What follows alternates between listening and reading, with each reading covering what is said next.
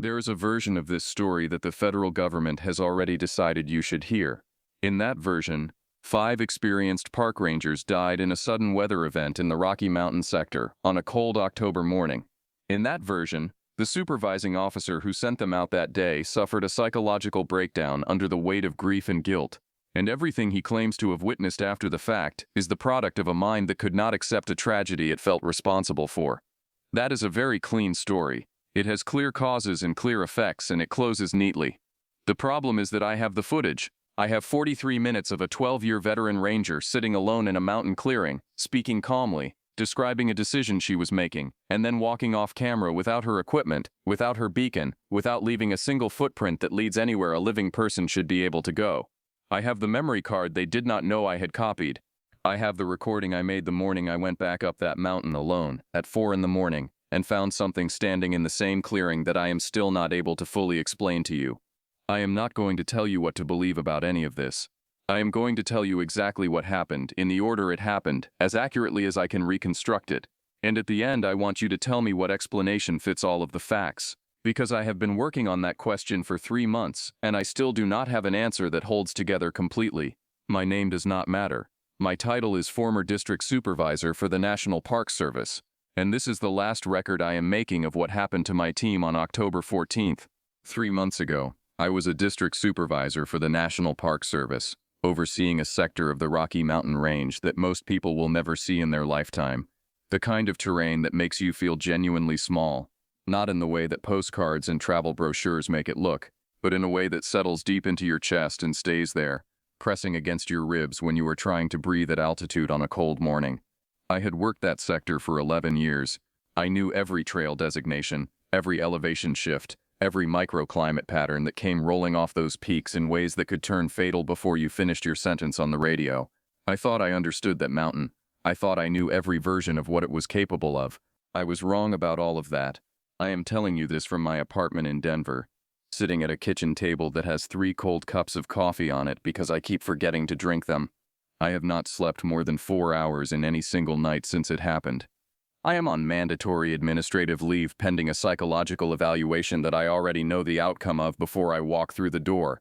I know because I have sat on the other side of that process enough times in my career to understand exactly how the language works, exactly what phrases appear in the summary section, exactly what boxes get checked when a federal employee starts talking about things that the institution does not have a comfortable framework for.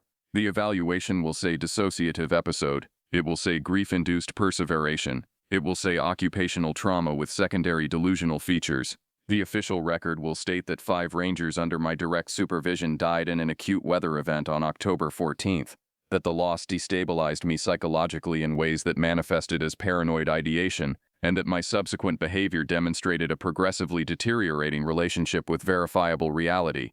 That is the story the federal government has decided to keep on file. I am going to tell you what actually happened. The morning of October 14th started the way every morning in that sector started for 11 years. I was at the ranger station by 5:45 reviewing the overnight incident log and pulling up the satellite weather feed on the workstation in my office. There was a system moving in from the northwest, and the forecasts had it arriving no earlier than late afternoon. That gave my team a full operating window to complete their patrol rotations, return, debrief, and be sitting in the warmth of the station long before conditions deteriorated into anything serious. I had learned long ago not to make assumptions about mountain weather, but I had also learned to read the specific patterns of that sector well enough to distinguish between a real threat and a projection with a wide margin of error.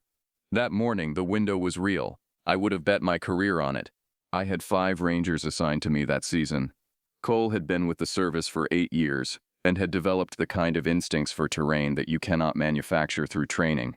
He knew how snow moved on a slope the way a fisherman knows water, intuitively and completely, in ways that were difficult to articulate but consistently accurate. Lance was younger, 3 years in, but he was precise in the way that careful people are precise, methodical in his documentation, reliable in his communication, the kind of ranger whose radio reports were always exactly as long as they needed to be and never longer. Then there was Amber, who had transferred from a coastal park in Oregon the previous spring. She had an almost unsettling quality of calm in high-stress situations, the kind of calm that is not absence of feeling but rather a very practiced control of feeling that she had clearly spent a long time developing. There was Troy, 26 years old, who had grown up at elevation and moved through mountain terrain with a physical confidence that I have seen maybe twice in my entire career. He was not reckless. He was simply at home in a way that most people are not. And then there was Vera. Vera had been my most senior ranger. 12 years with the service. 6 of them in my sector. I trusted her judgment over almost anyone else in the region. She was quiet in the way that observant people are often quiet, absorbing more information in a sweep of a meadow than most rangers logged in a full written report. She covered for me when my father was sick and I needed to take emergency leave, doing it without being asked and without expecting anything in return. She was the person on that team I would have called if I had found myself in serious trouble on a trail alone. I want to be specific about that because I think it matters for understanding what it felt like to watch what I eventually watched. I deployed the team at 6:30. Cole and Lance went to the western ridgeline, covering the elevation from 8,000 to 11,000 feet. Amber and Troy took the eastern valley, where we had an outstanding report of unauthorized camping activity from the previous week that needed to be physically documented. Vera covered the central sector, which was the widest territory but also the most consistently navigable in terms of trail conditions.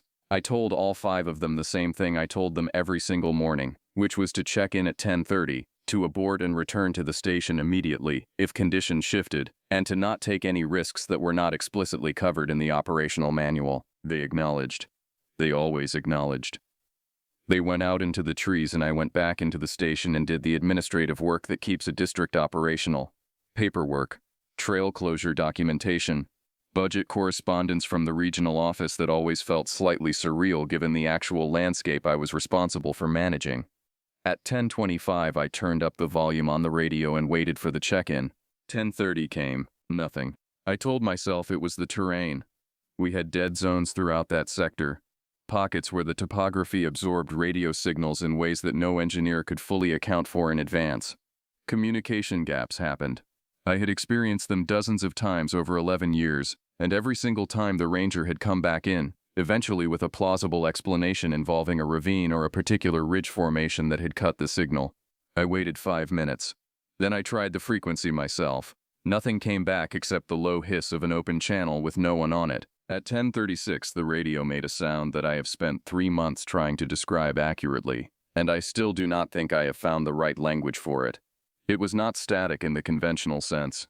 It was not interference caused by weather or electromagnetic disruption, which I have heard plenty of and which has a specific recognizable quality. What came through the speaker was a layering of sounds that had a rhythm to them, almost like breathing, almost like structured language, but not quite either of those things.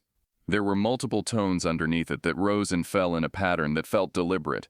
It lasted approximately 8 seconds, and then the channel went completely silent in a way that felt different from normal silence, in a way I am unable to explain technically but that I registered physically, as though something had been switched off rather than simply having stopped. I called out on 3 separate frequencies. I waited. I called again. Before I tell you what the search teams found out there, if this kind of story keeps you up at night the way it keeps me up, go ahead and hit subscribe and leave a comment below. It helps more than you know, and I want to keep telling these stories for as long as people are still willing to listen. Now, what they found in those mountains had no business being there. At 10:42 I initiated the emergency protocol and contacted search and rescue coordination. By 11:15, 2 teams were in the field, and a third was staging at the trailhead. By 1 in the afternoon, it was clear to everyone involved that the situation was not a communication malfunction. They found no bodies.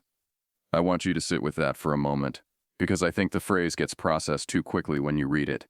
We are talking about 5 experienced rangers in a sector where I knew the terrain intimately, in weather conditions that had not yet turned severe, carrying full emergency gear including personal locator beacons, with established check-in protocols that had functioned reliably every single day of that season up to that moment. They did not wander off a trail. They did not succumb to sudden exposure. There were 5 human beings in those mountains, and when the search teams went looking for them, what they found were the things those people had left behind, arranged in ways that no emergency protocol and no weather event can account for. Cole's body camera was recovered hanging from a pine branch at approximately 9,000 feet elevation, suspended at eye level by a length of cord from his equipment pack, positioned with the lens facing straight down toward the ground. Someone had placed it there. Lance's radio was found half a mile away, set carefully on a flat rock beside his open pack, the contents of which had been removed and arranged on the ground in a straight line extending north. A water bottle, a folded emergency blanket, a protein bar, his compass, open and oriented, each item spaced approximately 12 inches from the next, the line extending for about 6 feet before ending. Troy's emergency beacon had been activated and then deactivated 3 times in a sequence that matched no distress signal in the operational manual. Amber's camera was standing upright in the snow at the edge of the Eastern Valley Trail with its recording light still active, and Vera's footprints in the snow, tracked by the search team from her last documented position, went in one direction for roughly 400 feet, then crossed themselves at angles that a person moving naturally cannot produce. The overlapping pattern covered an area approximately 40 feet across. The search team led, a man I had worked with for 9 years, called me on the radio after he had documented them and said nothing for almost 15 seconds before he spoke. He said he did not know how to write it up. Then the vehicles arrived.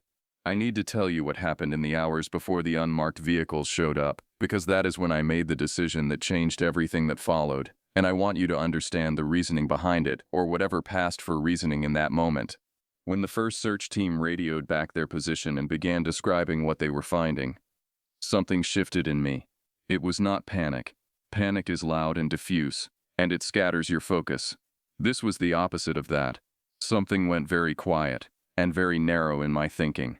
The way it does when a situation exceeds the available frameworks and you are forced back down to the most fundamental question, which is, what do I actually need to know right now? What I needed to know was what had happened to my people.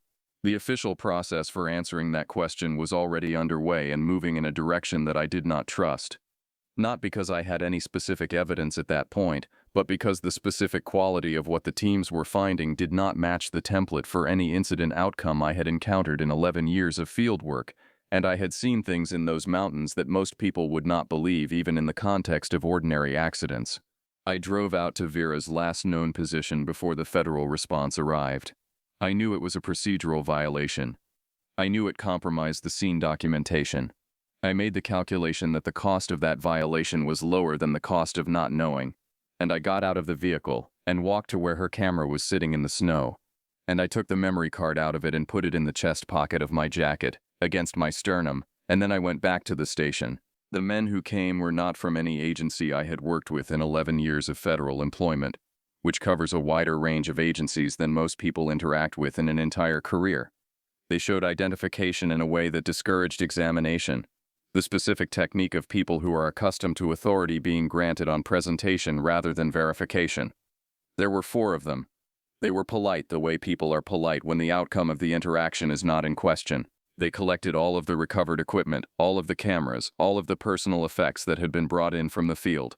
The conversation they had with me lasted approximately 20 minutes, and the only information it produced was that the investigation had been elevated to a federal level and that all personnel involved were to make no public statements.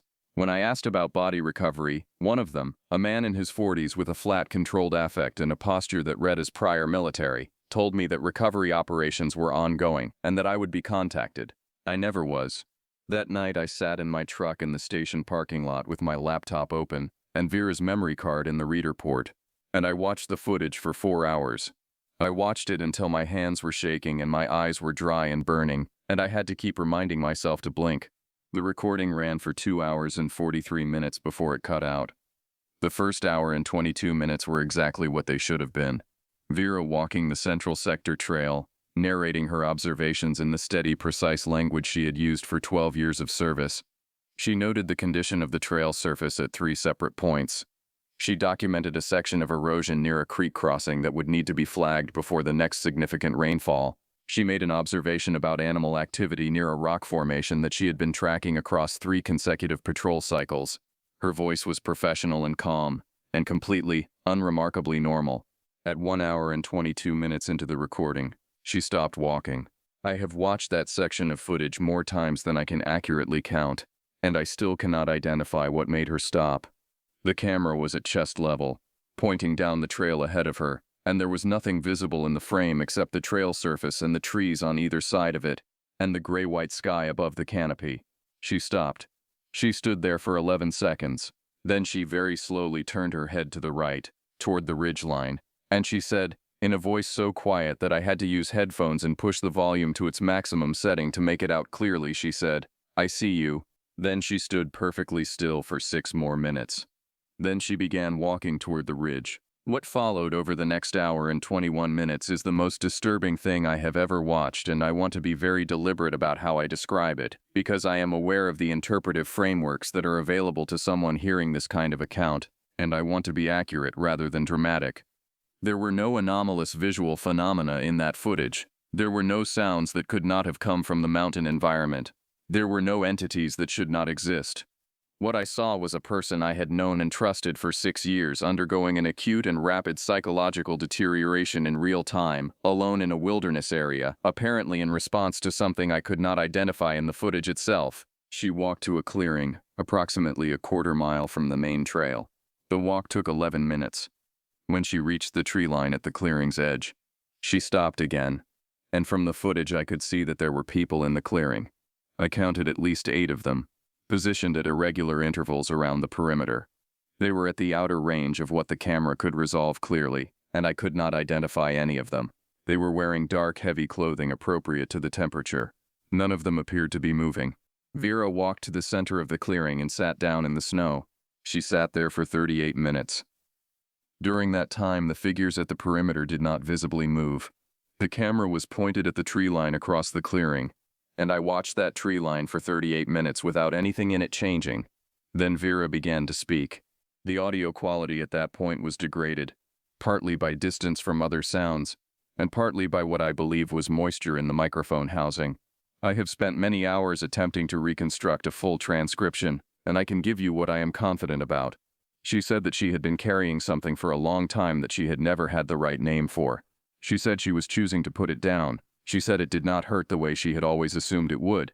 She said something about the weight of a name, which I have turned over in my mind 100 times without arriving at a satisfactory interpretation. Then she said clearly enough that I do not need headphones to hear it. She said the only thing we are afraid to lose is the part of ourselves we have not yet understood. At 2 hours and 41 minutes, she reached up and unclipped the camera from her vest with both hands, carefully and deliberately, the way you handle equipment you intend to preserve. She set it down in the snow with the lens facing the far tree line. Then she stood up, and she walked out of the frame, and the camera recorded the empty clearing and the motionless tree line for 2 minutes and 17 more seconds before the battery reached 0. I sat in my truck in that parking lot for a very long time after the footage ended. I did not have words for what I had watched. I still do not fully, but I knew 2 things with complete certainty. The first was that whatever had happened to Vera and to the rest of my team, it was not a weather event. The second was that I was not going to let the official record stand unchallenged. Last week I went back to the mountain. I am going to tell you about that, and I am going to be as accurate as I can, because accuracy is the only thing I have left that feels like it matters. I drove up to the sector access road 3 days ago and parked at the trailhead at 4 in the morning. The air temperature was 23 degrees. I had my full cold weather gear, my personal locator beacon, a handheld recorder running in my jacket's inner pocket, and my own body camera clipped to my vest. I also had a printed copy of everything I had transcribed from Vera's footage, folded in my left chest pocket. Before I left the trailhead, I sent a text message to a contact I trust with the GPS coordinates of where I was going and instructions to contact the county sheriff if they had not heard from me by 9 in the morning. I am telling you about this preparation specifically because I want to be clear that I am not someone who walked into that situation without thinking it through. I have spent 11 years making risk assessments in wilderness environments. I made one that morning. I gave myself a 70% probability of finding nothing in the clearing, a 20% probability of finding evidence of ongoing unauthorized occupation of federal land which would give me something documentable to add to the report I had already filed with the county sheriff, and a 10% probability of something I was not able to fully define in advance, something that connected what I had watched on Vera's camera to something real and present and still active in those mountains. I started walking. The trail in pre-dawn darkness is a different experience from the trail in daylight, and I have made that walk many times, so I am not telling you this to communicate unfamiliarity. I am telling you because the particular quality of that darkness that morning had something in it that I did not fully understand until later, a density to it, a weight of silence that was more absolute than the silence I was accustomed to on early morning patrols. The stars were visible above the canopy in sections, My headlamp threw a cone of white light on the trail surface ahead of me, and I focused on that and I kept my pace consistent. At approximately 20 minutes into the walk, I heard a sound coming from the ridge to my left. It was a low sound, consistent in pitch, without the variation you associate with wind or animal movement. It had a regularity to it that my mind kept reaching toward and then failing to categorize. I stopped and stood still and listened for almost 2 minutes. The sound did not change in volume or character during that time. I noted it into the recorder and I kept walking. At 5:40 in the morning, I reached the tree line at the clearing's edge. There were 7 people in the clearing. Some of them were standing. 2 were seated in the snow. 1 was moving slowly along the outer boundary of the space in what I can only describe as a circuit, deliberate and measured, covering the same ground repeatedly without apparent purpose beyond the motion itself. None of them were looking toward me. None of them appeared to be in distress or danger. None of them were speaking that I could hear from the tree line. I pressed myself back against the nearest trunk, and I stood there and I watched for several minutes. The figure walking the perimeter continued at the same pace. The seated figures did not change position. The standing figures were oriented away from me, and I could not see their faces. I noted all of this into the recorder quietly and precisely: the date, the time, the count, the positions, the visible behavioral characteristics. Then one of the standing figures turned around. I want to describe what happened in my own perceptual system at that moment as carefully as I can, because I think it is the most significant part of what I have to tell you, and I think it is also the most easily misunderstood. When I saw that face across the clearing, approximately 60 feet away, in the gray pre-dawn light that was beginning to establish itself above the ridge to the east, my brain did what it always does when it encounters a face. It searched for a match. That is not a romantic or a spiritual description of what happened. That is a literal account of a neurological process that happens in all human beings, a rapid comparison of incoming visual data against stored templates in long-term memory. The face across the clearing matched a stored template in my memory with a specificity and a completeness that I was not prepared for. It matched my father. My father died 4 years ago at 67 years old. He died of a cardiac event in the kitchen of the house I grew up in the early morning hours of a Tuesday in November, and I was 200 miles away when it happened, and I did not make it there in time. I have thought about that regularly since then. The distance and the timing of it. The specific failure of presence at the specific moment when presence was most needed. The man standing in that clearing was not my father. I knew that. I want to be very clear that I knew that in the moment. My father is dead, and he is buried in a cemetery in a town in eastern Colorado, and I have stood at his grave. What I was looking at was a man of approximately the same age, the same build, with the same slight forward orientation of the head and shoulders that my father had always carried.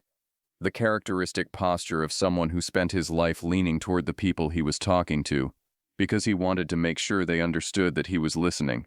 The distance, the quality of the light, and the state of my own psychology after 3 months of inadequate sleep and chronic stress had produced a visual match strong enough to arrest my entire cognitive process for several seconds.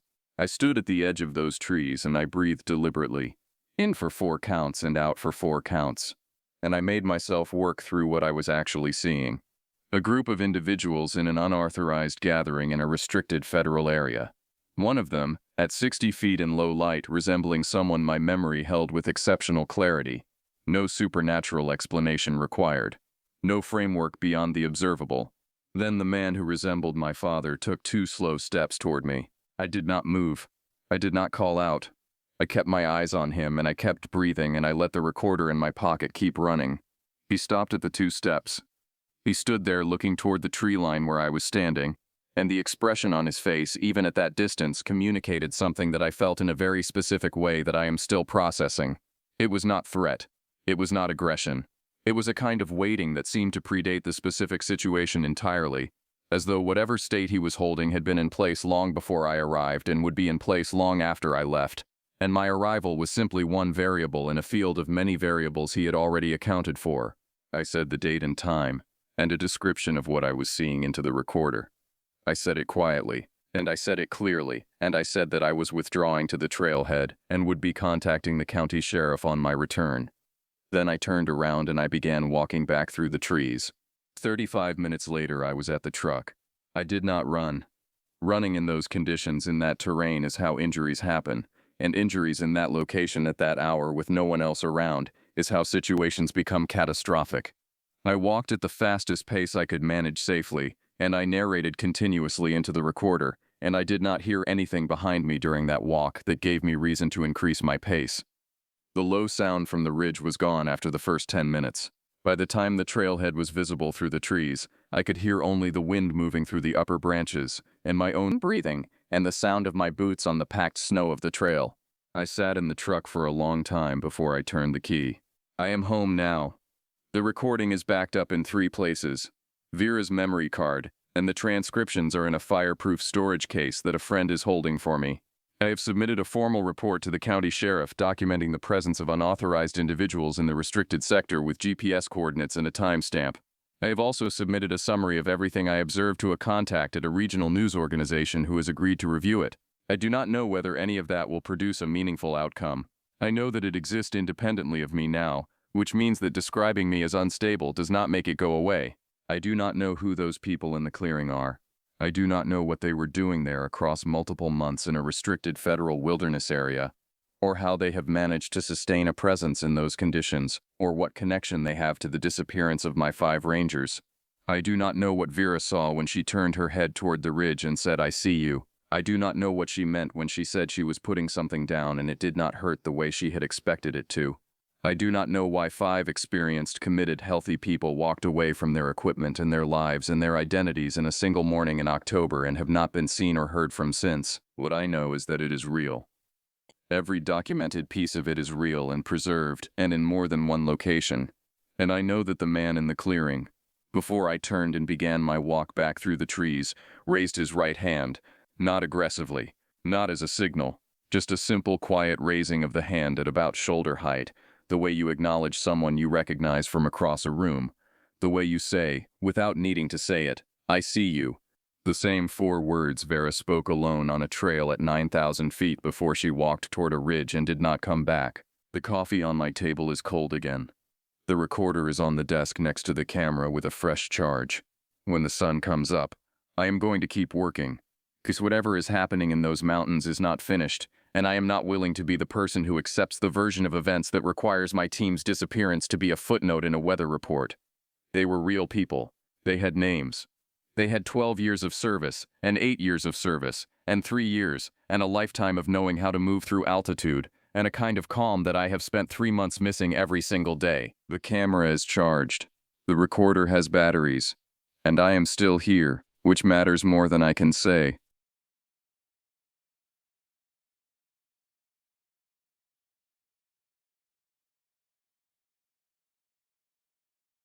The summer of 2019 started like any other for me. An 11-year-old kid from suburban Minnesota. My parents had enrolled me in Cedar Ridge Summer Camp, a rustic facility nestled deep in the North Woods, 3 hours from the nearest town. The promotional brochures showed happy children swimming in crystal-clear lakes and roasting marshmallows around campfires, but nothing could have prepared me for what I would experience during those 2 weeks in July. I arrived on a sweltering Tuesday afternoon, my duffel bag slung over my shoulder, and my stomach churning with nervous excitement. The camp consisted of 12 weathered wooden cabins arranged in a horseshoe pattern around a central fire pit. Towering pine trees created a canopy so thick that even in broad daylight, shadows danced ominously across the ground. The air hung heavy with the scent of pine needles and something else I couldn't quite identify. Something musty and decaying that seemed to emanate from the deeper parts of the forest. My cabin, number 7, housed 8 boys, and was supervised by a counselor named Brett, a lanky college sophomore with sun-bleached hair and an easy smile that somehow never quite reached his eyes. My bunk was positioned near the back wall, directly beneath a small window that faced the woods. The floorboards creaked and groaned with every step, and the thin mattress smelled faintly of mildew despite the fresh sheets. My bunkmate was a kid named Connor from Milwaukee, a stocky 12-year-old with freckles and an infectious laugh. We hit it off immediately, bonding over our shared love of horror movies and video games. As we unpacked our belongings that first afternoon, Connor regaled me with stories he'd heard about the camp from his older brother, who had attended 3 years prior. "Brandon told me weird stuff happens here at night. Connor whispered as we arranged our clothes in the shared dresser. He said they had to move kids out of cabin 12 because of some kind of incident. Nobody talks about it anymore. I laughed it off then, assuming it was just typical camp folklore designed to spook newcomers. The rational part of my brain dismissed such tales as harmless fun, but something about the way Connor's voice dropped to barely above a whisper made the hair on my arms stand up. That evening we gathered around the central fire pit for orientation and introductions. The flames cast flickering shadows on the surrounding trees, creating the illusion that the forest itself was alive and watching us. Brett and the other counselors led us through camp songs and shared the rules and expectations for our stay. Everything seemed normal enough, but I couldn't shake the feeling that we were being observed by something lurking just beyond the ring of firelight. As bedtime approached, the counselors herded us back to our respective cabins. The transition from the warm glow of the campfire to the suffocating darkness of the woods was jarring. Our flashlights created small circles of light that seemed pitifully inadequate against the vast expanse of blackness surrounding us. Every snapping twig and rustling leaf made my heart skip a beat. Once inside cabin 7, Brett gave us the nightly rundown. Lights out by 10:30, no talking after that time, and absolutely no leaving the cabin until morning unless it was a genuine emergency. The bathroom facilities were housed in a separate building about 50 yards away, connected to our cabin by a narrow gravel path. A single motion sensor light illuminated the route, but its coverage was sporadic at best.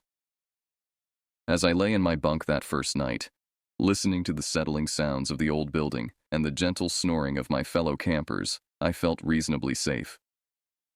The camp had been operating for over 30 years without any serious incidents, and the staff seemed competent and caring. Whatever stories Connor's brother had shared were probably exaggerated tales designed to enhance the camp's mystique. If only I had known then how wrong I was. The second night at Cedar Ridge started innocently enough. We had spent the day hiking along the lake shore, learning basic wilderness survival skills, and participating in a capture the flag tournament that left us all exhausted, but exhilarated. After a dinner of grilled hamburgers and corn on the cob, we returned to our cabin ready for a good night's rest. Connor and I had settled into our bunks around 10:15, whispering about the day's activities and making plans for tomorrow's canoeing expedition.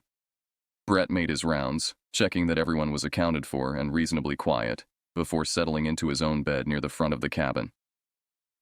The familiar sounds of settling wood and distant night birds gradually lulled most of the boys to sleep. I must have drifted off around 11, but sometime later, my watch showed it was exactly 2:17 a.m. when I first looked. I was jolted awake by a sound unlike anything I had ever heard. It started as a low, rhythmic thumping directly above my head, as if something enormous was walking across the roof with deliberate, measured steps. Each footfall sent vibrations through the entire structure, causing the wooden beams to creak and groan in protest. But it wasn't just the footsteps that made my stomach clench with fear. Between each heavy thud, I could distinctly hear what sounded like deep, labored breathing. The kind of breathing you might expect from something that had been running hard or carrying an enormous weight. The sound was so close that it seemed to be coming from just inches above the thin roof, and I could swear I felt warm air moving through the gaps in the wooden planks. I lay frozen in my bunk, every muscle tensed and my heart hammering so hard I was certain everyone in the cabin could hear it.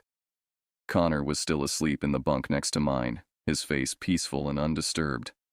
Across the room I could see that several other boys were stirring restlessly, but none seemed fully awake. Even Brett appeared to be sleeping soundly, his breathing deep and regular. The walking continued for what felt like hours, but was probably only 10 or 15 minutes. Whatever was up there moved with purpose, traversing the length of the roof from one end to the other in a methodical pattern. Occasionally, the footsteps would pause directly over my bunk, and during these moments, the breathing would become more pronounced, almost as if the thing was listening or searching for something specific. I wanted desperately to wake Connor or call out to Brett, but something primal and instinctual kept me silent. Every fiber of my being screamed that drawing attention to myself would be a terrible mistake. Instead, I pulled my sleeping bag up over my head and tried to convince myself that it was just a large animal. Maybe a bear or a moose that had somehow found its way onto the roof. But even as I tried to rationalize what I was hearing, I knew that no animal moved with such deliberate precision.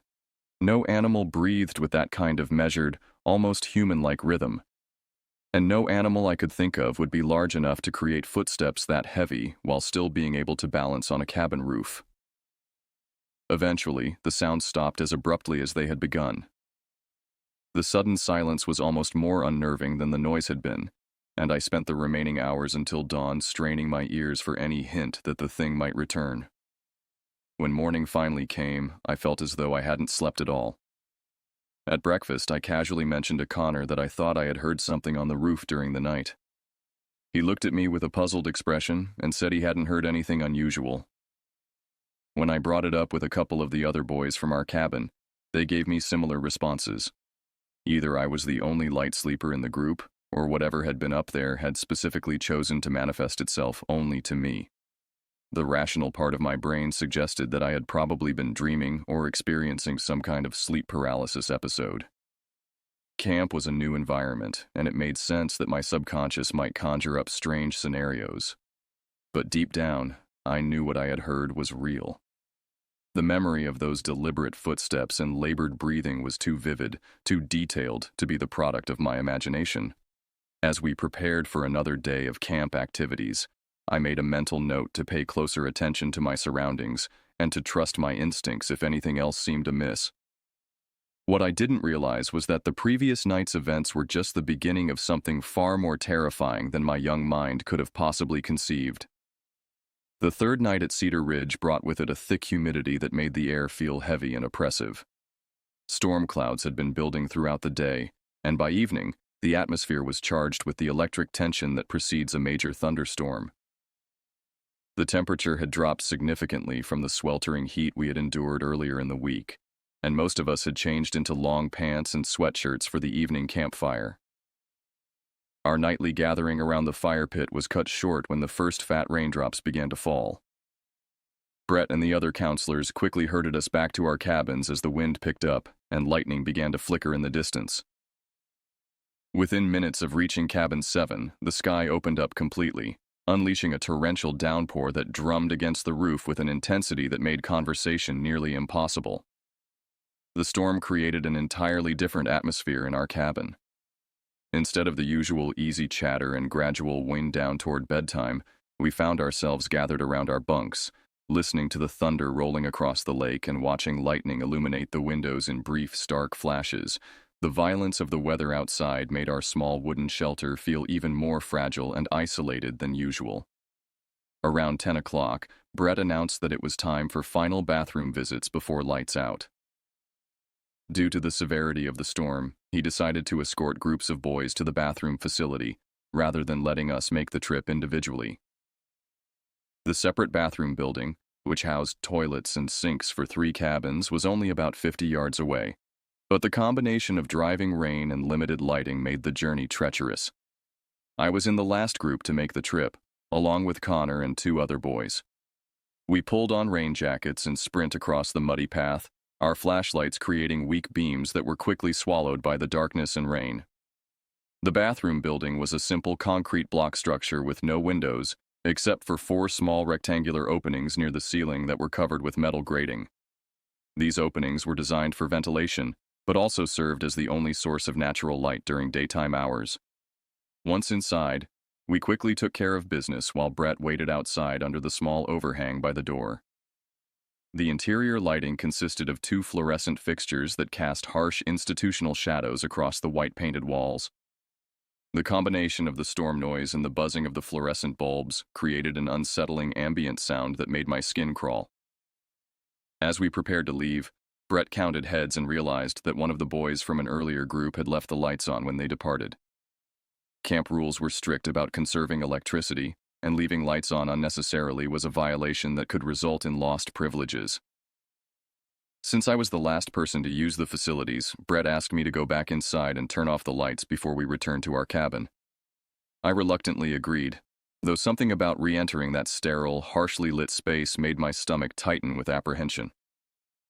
The others waited outside while I pushed open the heavy metal door and stepped back into the bathroom. The fluorescent bulbs hummed overhead, casting their cold light across the concrete floor and utilitarian fixtures. I moved quickly toward the light switches, eager to complete this simple task and rejoin the group. But as I reached for the switches, the temperature in the room seemed to plummet by at least 20 degrees. My breath began to fog in the suddenly frigid air, and I could feel goosebumps rising on my arms beneath my rain jacket. That's when I noticed movement outside one of the small grated windows near the ceiling. At first, I thought it might be a tree branch swaying in the storm wind, but as I looked more closely, I realized that what I was seeing defied any rational explanation. A figure, impossibly tall and unnaturally thin, was walking slowly around the perimeter of the bathroom building. The grated window was at least 8 feet from the ground, yet I could clearly see the upper portion of this thing as it moved past each opening in sequence. The lightning provided intermittent illumination that revealed horrifying details I wish I could forget. The figure's skin appeared gray and mottled, stretched tightly over a frame that seemed to consist mostly of jutting bones and sharp angles. Its arms were disproportionately long, hanging almost to its knees, and its fingers appeared to be nothing more than skeletal protrusions covered by a thin membrane of flesh. But it was the way it moved that filled me with the most terror. Each step was deliberate and calculated, as if it was searching for something specific. The thing paused at each window, and though I couldn't see its face clearly through the grating, I had the unmistakable sensation that it was peering inside, looking for something or someone. When it reached the window directly above where I was standing, it stopped completely. For what felt like an eternity, but was probably only 30 seconds, the figure remained motionless outside that window. I could hear its breathing now. The same deep, labored breathing I had heard on the roof 2 nights earlier. The sound was so close and so pronounced that I was certain it was looking directly at me through the metal grating. Terror flooded my system like ice water in my veins. Every instinct I possessed screamed at me to run, to get as far away from this place as possible. My hands shook so violently that I could barely manage to flip the light switches, plunging the bathroom into complete darkness, except for the occasional flash of lightning from outside. I stumbled toward the door in the blackness, my heart pounding so hard I thought it might burst. As I fumbled for the door handle, I heard the unmistakable sound of footsteps moving away from the building, fading gradually into the storm noise. By the time I burst through the door and rejoined Brett and the other boys, whatever I had seen was gone. The return trip to our cabin was a blur of rain and terror. I said nothing to the others about what I had witnessed, partly because I doubted they would believe me, and partly because I was still trying to process what I had seen myself. Once back in our bunk, I lay awake for hours, listening to the storm and jumping at every sound, no matter how innocent. When morning came and the storm had passed, I tried to convince myself that what I had seen was a product of fear and imagination, amplified by the dramatic weather and the harsh lighting in the bathroom. But I knew, with absolute certainty, that something real and terrifying was stalking the grounds of Cedar Ridge Summer Camp. The following morning dawned clear and crisp, with the kind of perfect weather that makes summer camps profitable and parents happy. The storm had washed the air clean, and everything sparkled with residual moisture that caught the early sunlight like thousands of tiny diamonds. Under normal circumstances, it would have been a beautiful day for outdoor activities and camp adventures, but I found it impossible to enjoy the sunshine and fresh air when my mind kept replaying the events of the previous night. During breakfast, I studied the faces of my fellow campers and the counselors, searching for any sign that someone else had seen or heard something unusual. Everyone seemed relaxed and cheerful, discussing plans for the day's activities and making jokes about who had been most frightened by the thunder. Connor noticed my distracted state and asked if I was feeling all right. I considered telling him about what I had witnessed in the bathroom, but something held me back. How could I explain that I had seen an 8-foot-tall skeletal figure stalking around the building without sounding like I was either lying or losing my mind?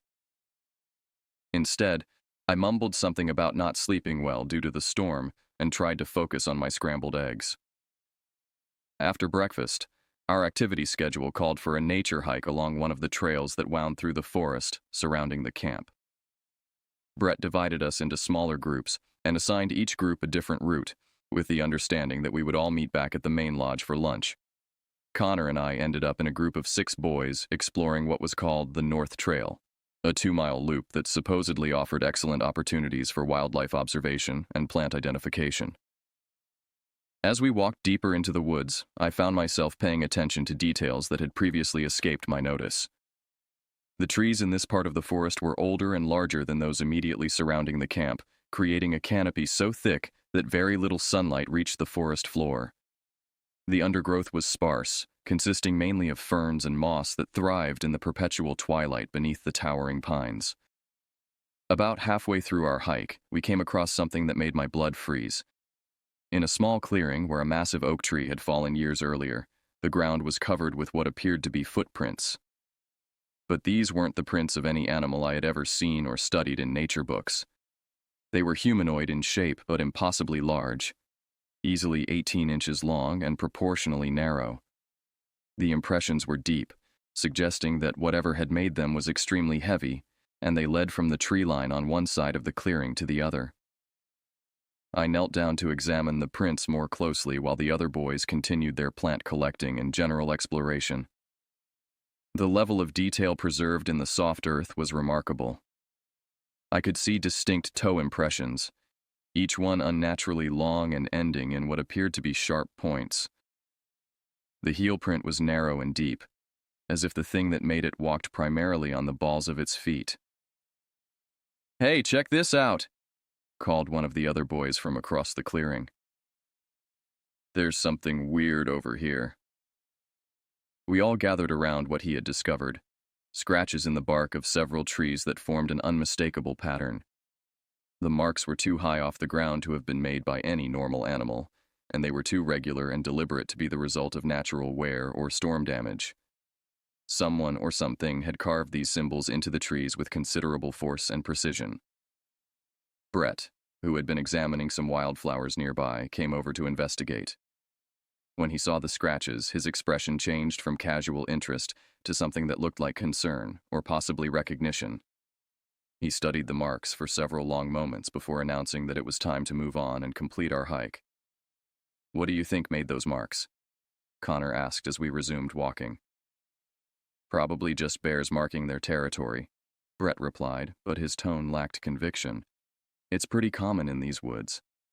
I wanted to point out that the scratches were too high and too precise to be bear marks, and that the footprints we had found didn't match any bear tracks I had ever seen.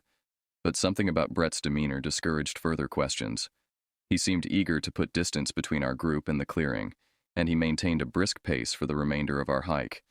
That afternoon, during a brief rest period between activities, I decided to do some investigating on my own. The camp had a small library in the main lodge, consisting mostly of nature guides and basic reference books for educational purposes. I told Connor I wanted to look up some of the plants we had seen on our hike, which wasn't entirely untrue, and spent an hour browsing through field guides and wildlife references. What I found was both fascinating and terrifying.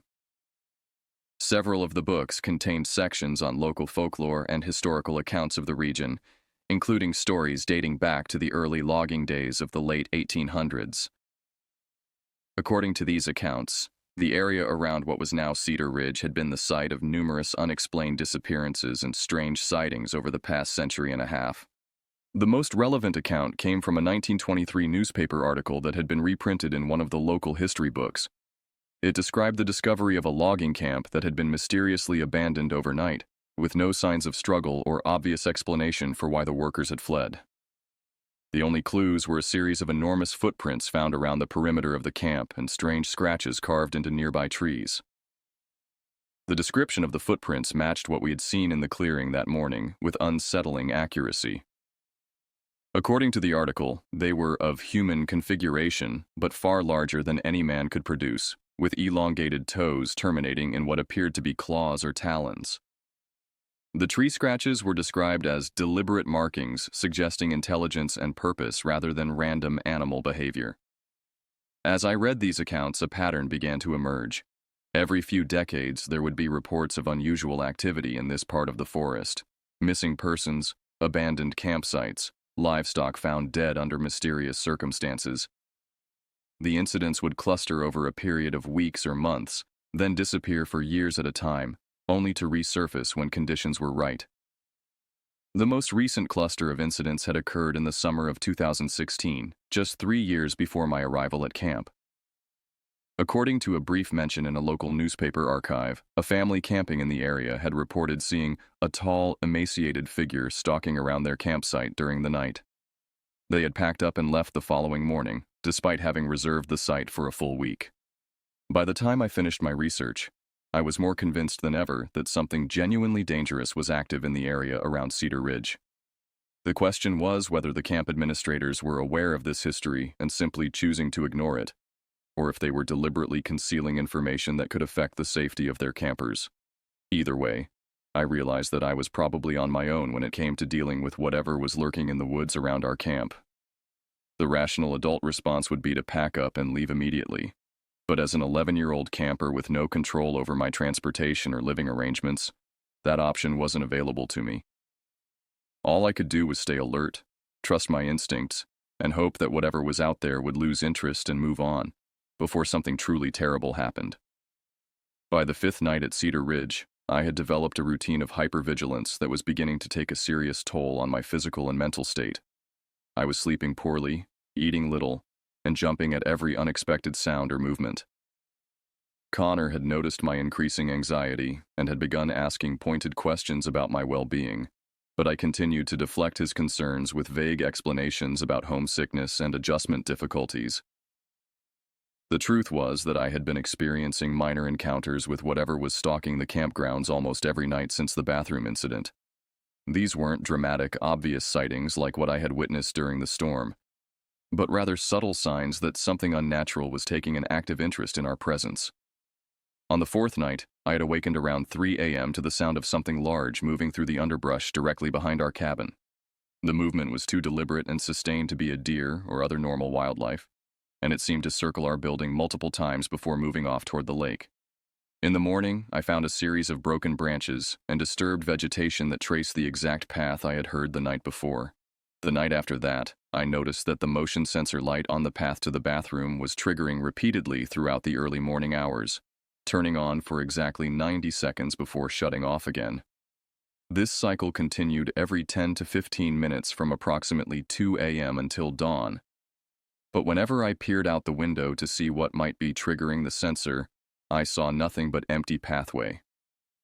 Most disturbing of all were the sounds that had begun emanating from the forest around midnight each night.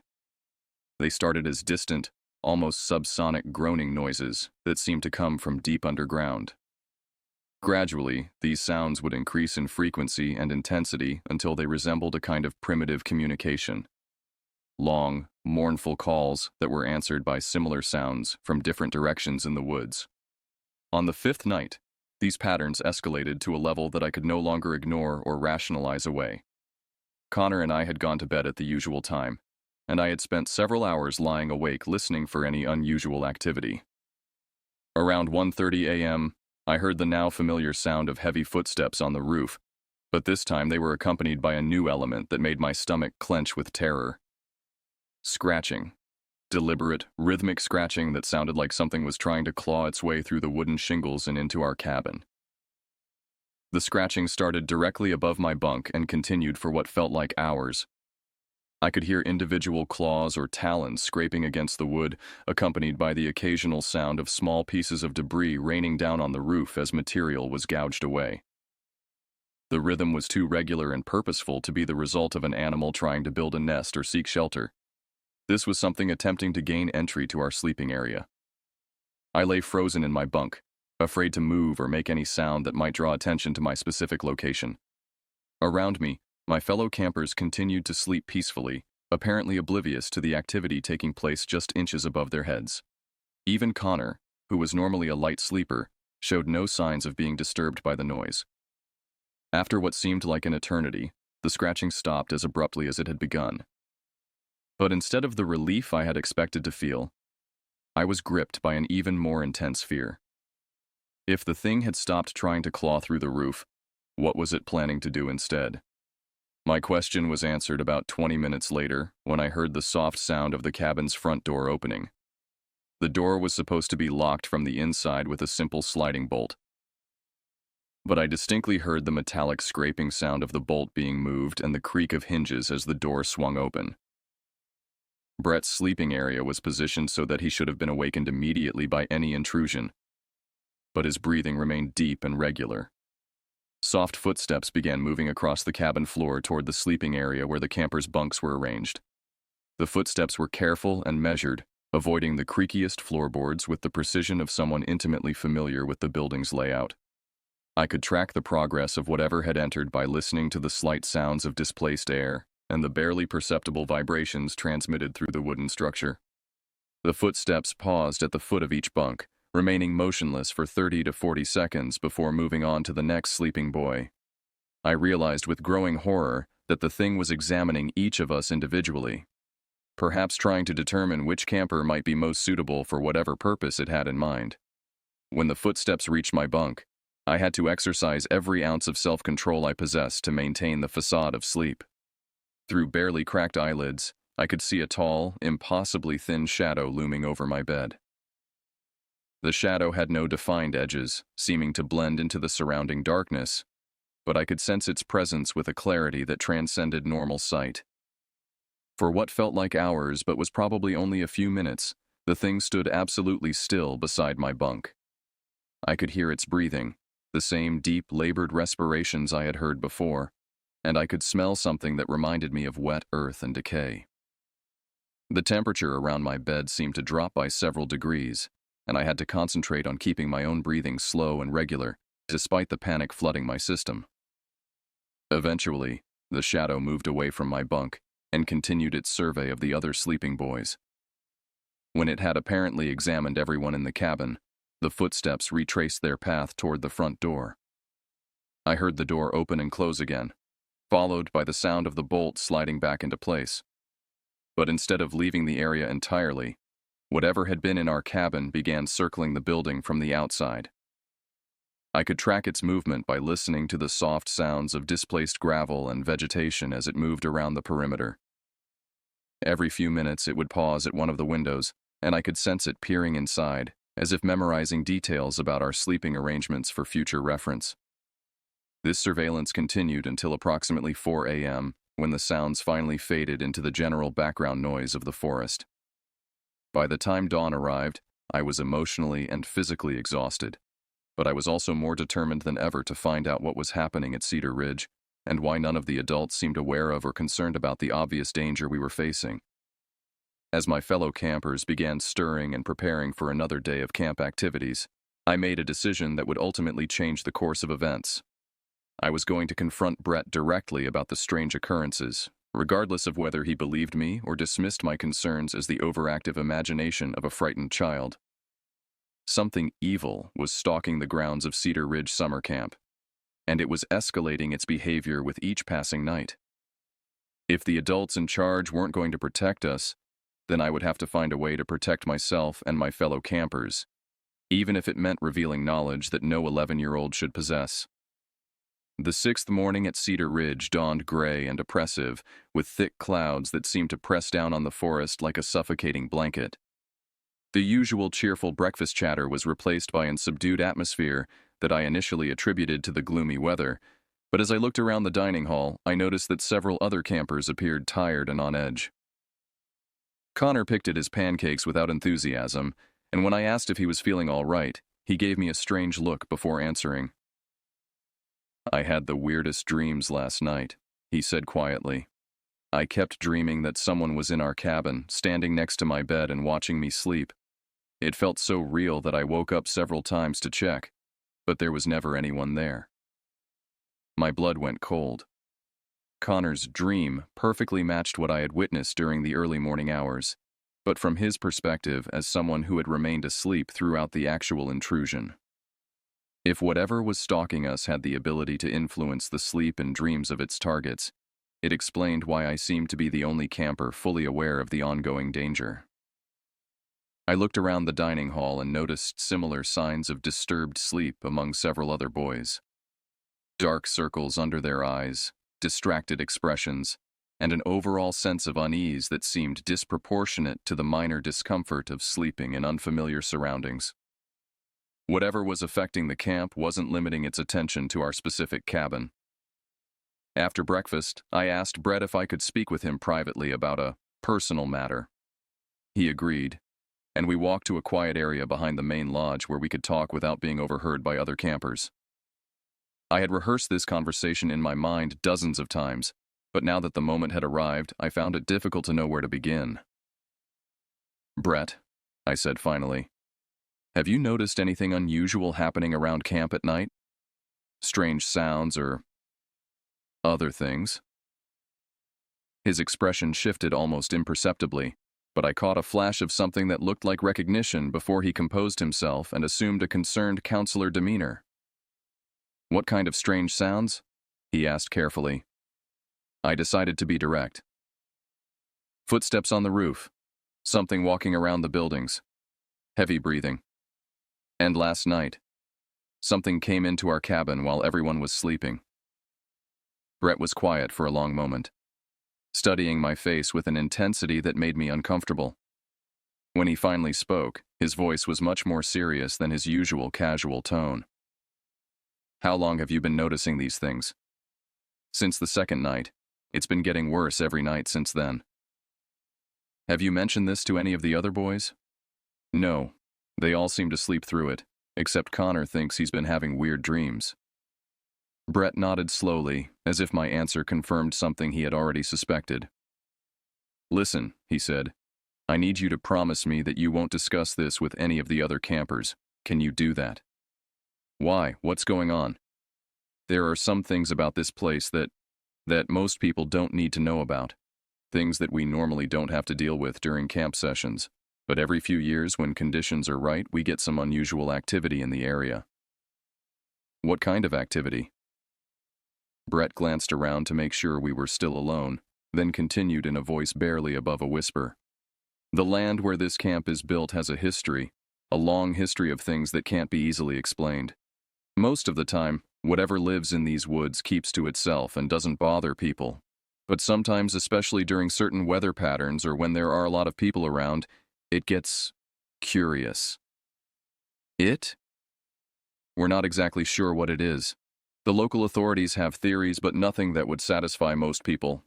What we do know is that it's been here longer than the camp, longer than the logging operations that came before, probably longer than any human settlement in this area." I felt a mixture of validation and terror. At least I wasn't going crazy, but the confirmation that something genuinely dangerous was stalking us wasn't exactly comforting either. "Does the camp director know about this?" I asked. "The camp director, the local sheriff, the Department of Natural Resources, they all know. There's an informal understanding that as long as the incidents remain minor and no one gets hurt, everyone just manages the situation quietly." "What do you mean, manages the situation?"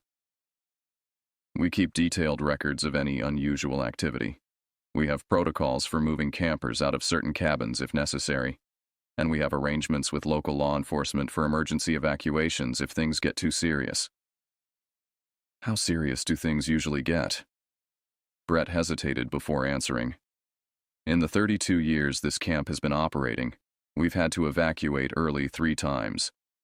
The last time was 2016. A family camping in the area reported an encounter that was significant enough to warrant shutting down operations for the remainder of that session." I remembered the newspaper account I had found in the camp library, the family who had packed up and left after seeing a tall, emaciated figure near their campsite. Apparently, their encounter had been serious enough to affect the camp's operations as well. "What makes you think I can see it when the other kids can't?"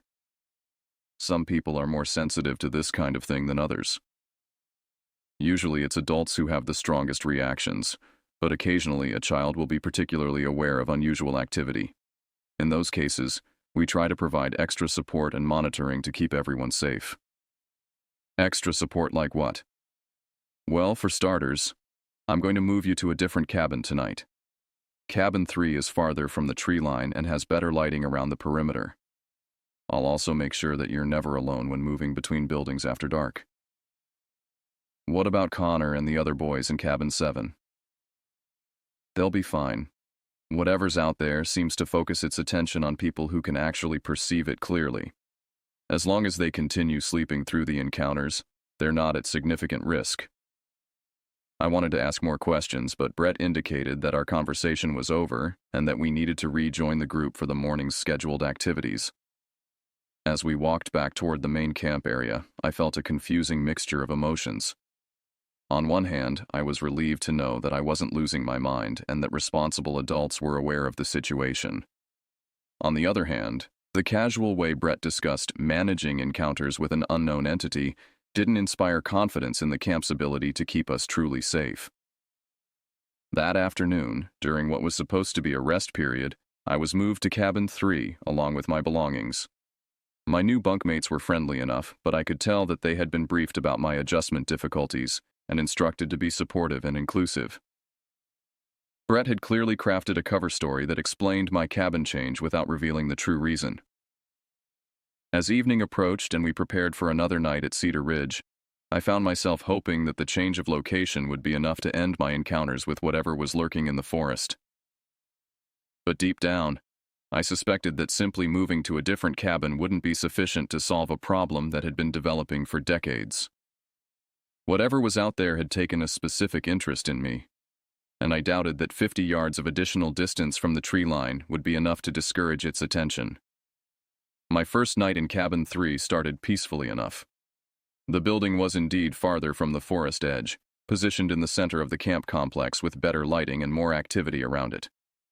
Brett had assigned me a bunk near the front of the cabin, close to where the counselor slept, and he had made a point of checking on me multiple times during the evening.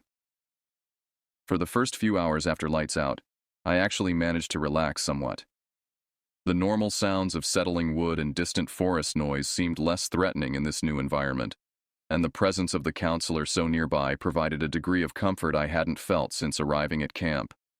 But around 2 a.m., I was awakened by a sound that made my heart skip several beats. Scratching. The same deliberate, rhythmic scratching I had heard on the roof of cabin 7, but this time it was coming from multiple directions simultaneously. Whatever was out there wasn't alone anymore. I lay in my bunk, listening to the sounds of claws or talons scraping against wood and metal from at least 3 different locations around the cabin. The scratching was accompanied by low, guttural sounds that were clearly some form of communication between the entities responsible for the noise. They were coordinating their efforts, working together to achieve some specific goal. The activity continued for about 20 minutes before shifting to a new phase that was even more terrifying. I began to hear the sounds of the entities testing various entry points around the building, rattling door handles, probing window latches, and examining the foundation for weak spots. They were methodical and patient, taking time to thoroughly evaluate each potential avenue of access.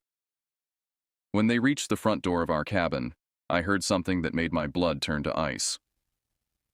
The metal bolt that secured the door from the inside was being manipulated from the outside, sliding slowly but steadily toward the unlocked position. Whatever these things were, they had learned to defeat the simple security measures that protected sleeping campers. I knew I had to wake the counselor, but I was terrified that any movement or sound would draw the entity's attention to my specific location. Instead, I remained motionless and watched through barely opened eyes as the front door of our cabin swung silently open.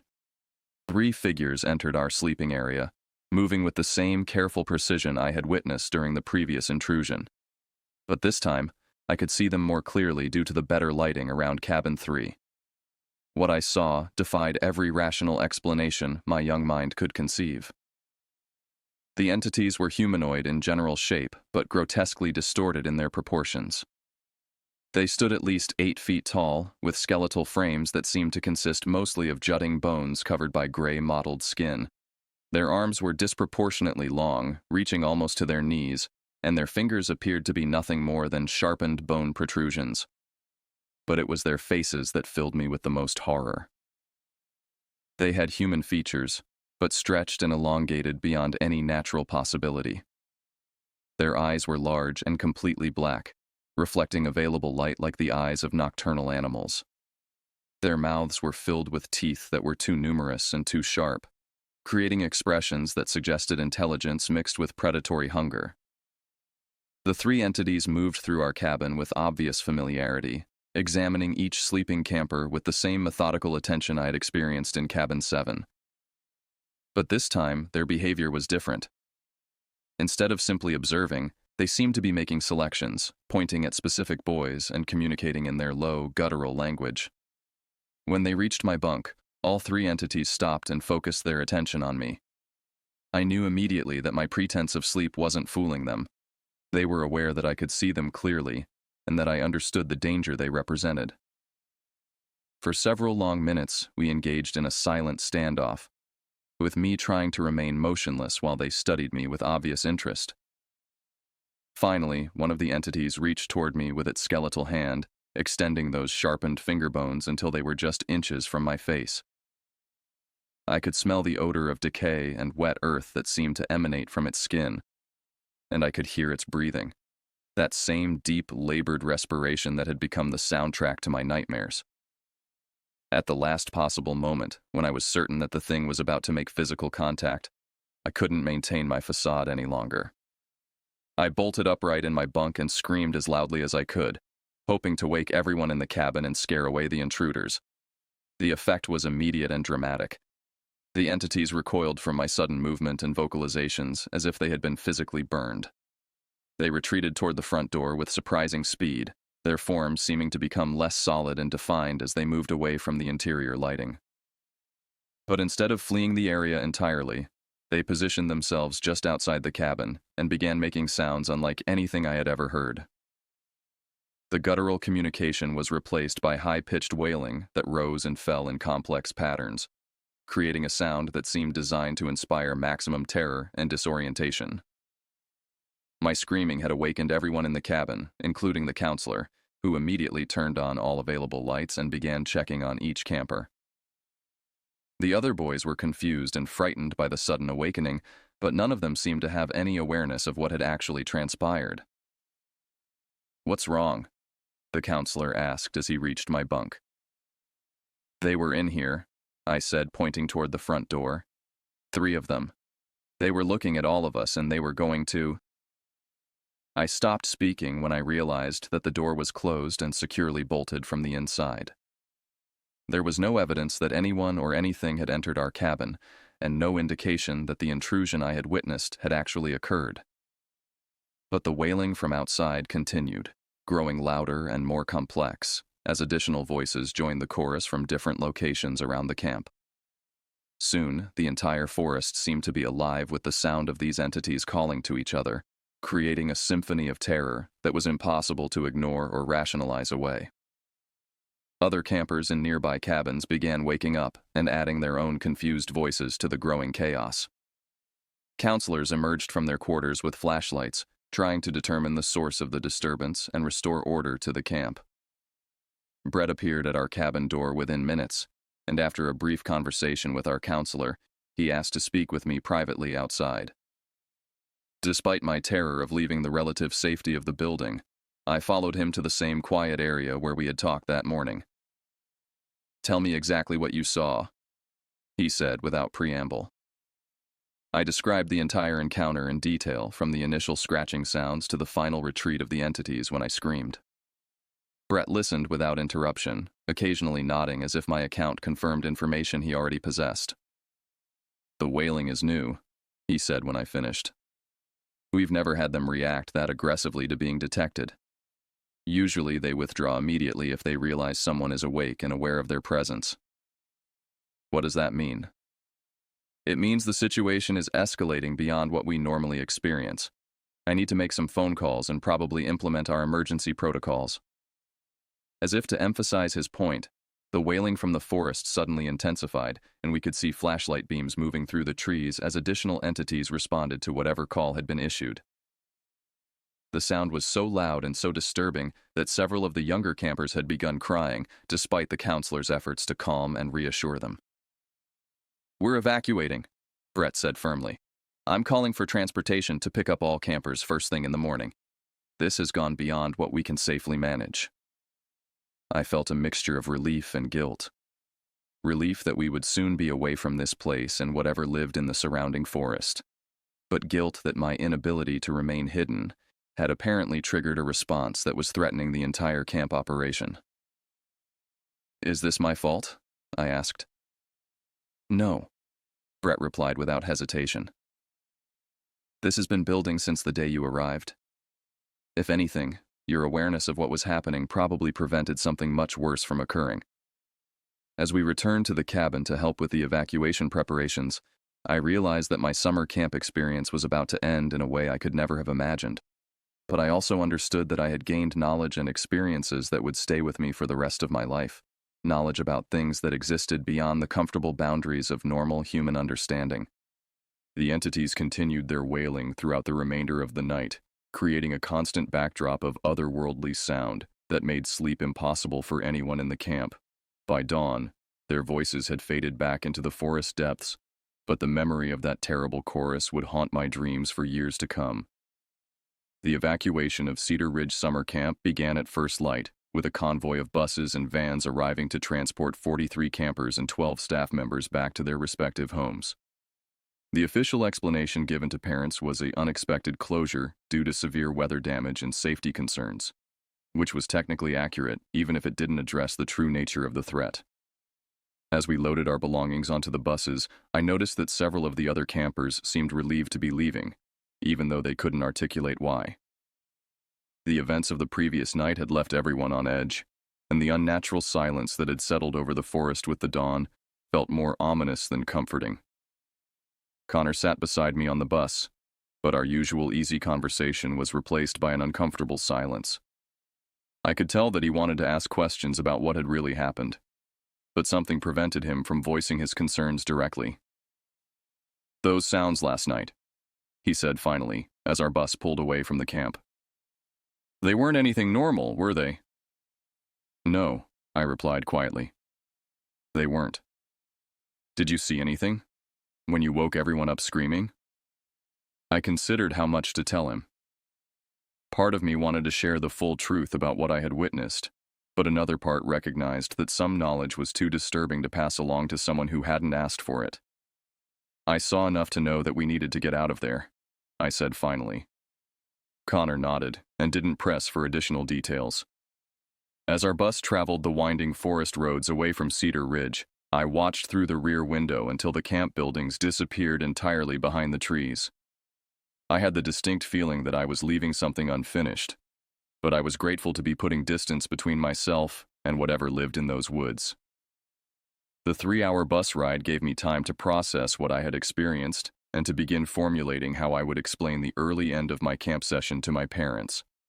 I decided to stick close to the official story. Severe weather had damaged some facilities and created unsafe conditions that required immediate evacuation. It wasn't entirely false, and it avoided the need to discuss elements that no rational adult would be likely to believe. When I arrived home that afternoon, my parents were surprised by my early return, but seemed satisfied with my explanation. They assumed that my subdued mood and obvious fatigue were natural reactions to the disappointment of having my camp experience cut short, and they gave me space to readjust to being home without excessive questioning. Over the following weeks, I found myself researching everything I could find about the history of the area around Cedar Ridge. I read accounts of the logging operations that had operated there in the late 1800s, the various camping and recreational facilities that had been established over the years, and the folklore that had developed around unexplained incidents in the region. What I discovered confirmed that my experiences were part of a pattern that stretched back over more than a century. Every few years, when conditions were apparently right, there would be reports of unusual activity in the forest. Missing persons, abandoned campsites, encounters with entities that defied conventional explanation. The incidents would cluster over a period of weeks or months, then disappear for years at a time. I also learned that Cedar Ridge Summer Camp had indeed been evacuated twice before during its 32-year history, in 1994 and 2016. In both cases, the official explanation had involved weather-related safety concerns, but local newspaper accounts hinted at more complex circumstances that weren't fully explained to the public. About 6 months after my experience at the camp, I received an unexpected phone call from Brett.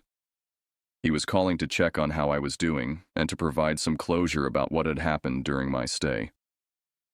"The camp won't be reopening," he told me. The owners have decided that the liability issues have become too significant to continue operations. What about the things in the forest? They're still there as far as we know. The Department of Natural Resources has expanded the protected area around the former campsite and restricted public access. Officially, it's for environmental conservation purposes. Do you think they'll ever bother people again? Probably. Every few years, when conditions are right, someone will have an encounter. But hopefully, future incidents will be isolated and manageable, without putting large groups of people at risk. Brett's call provided some closure, but it also confirmed that I had been part of something much larger and more complex than a simple summer camp experience. I had encountered entities that existed outside normal human understanding, and I had survived that encounter because of a combination of awareness, luck, and the intervention of adults who understood the true nature of the threat. As I grew older and gained more perspective on what had happened to me, I came to understand that there are places in the world where the normal rules of reality don't apply completely. These places exist on the margins of human experience, usually avoided or ignored by people who instinctively recognize their dangerous nature. Cedar Ridge Summer Camp had been built on one of these marginal places, and for 32 years, dedicated staff members had managed to operate there safely by acknowledging the unusual nature of their environment and taking appropriate precautions. But eventually, the risks had become too great to justify continued operations. Today, the former campsite is overgrown and abandoned, slowly being reclaimed by the forest that surrounds it. The buildings have been removed, and most traces of human habitation have been erased.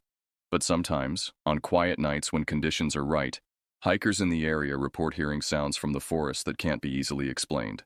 Sounds that remind me of the wailing chorus I heard during my final night at Cedar Ridge. I still think about those entities sometimes, wondering what they are and where they came from. I wonder if they're still there, waiting in the depths of the forest for the next group of unsuspecting visitors to stumble into their territory. And I'm grateful that my encounter with them ended with an evacuation rather than something far worse. The experience taught me that the world contains mysteries that may never be fully understood or explained, and that sometimes the wisest response to such mysteries is simply to acknowledge their existence and maintain a respectful distance.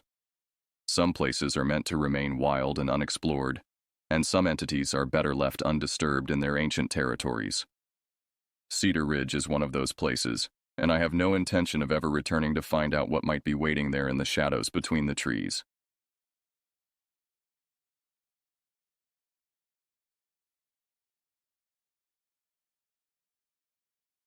I've kept this story buried for 3 years now, locked away in the darkest corners of my mind where nightmares take root and grow. But the weight of silence has become unbearable, and I find myself compelled to write these words, if only to warn others who might venture into the wilderness surrounding Yellowstone National Park during the summer months. What I'm about to tell you happened in July of 2023, when I was 29 years old, and it changed everything I thought I knew about the places we consider safe. My name doesn't matter. What matters is that you understand every word of what follows. I've lived on the outskirts of Yellowstone for most of my adult life, drawn by the raw beauty and the promise of solitude that only true wilderness can provide. The park draws millions of visitors each year, but there are places, hidden spots known only to locals, where you can escape the crowds and find yourself truly alone with nature. Or so I thought. That particular July had been unusually hot, with temperatures soaring well above normal for the region. The drought had left the landscape brittle and parched, creating an atmosphere of tension that seemed to permeate everything.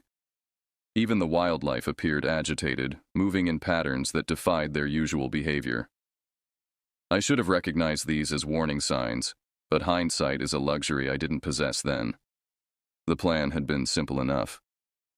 My usual camping group, 5 of us who'd been exploring these mountains together for years, had arranged to meet at one of our favorite spots, a secluded clearing about 45 minutes' drive from the nearest main road.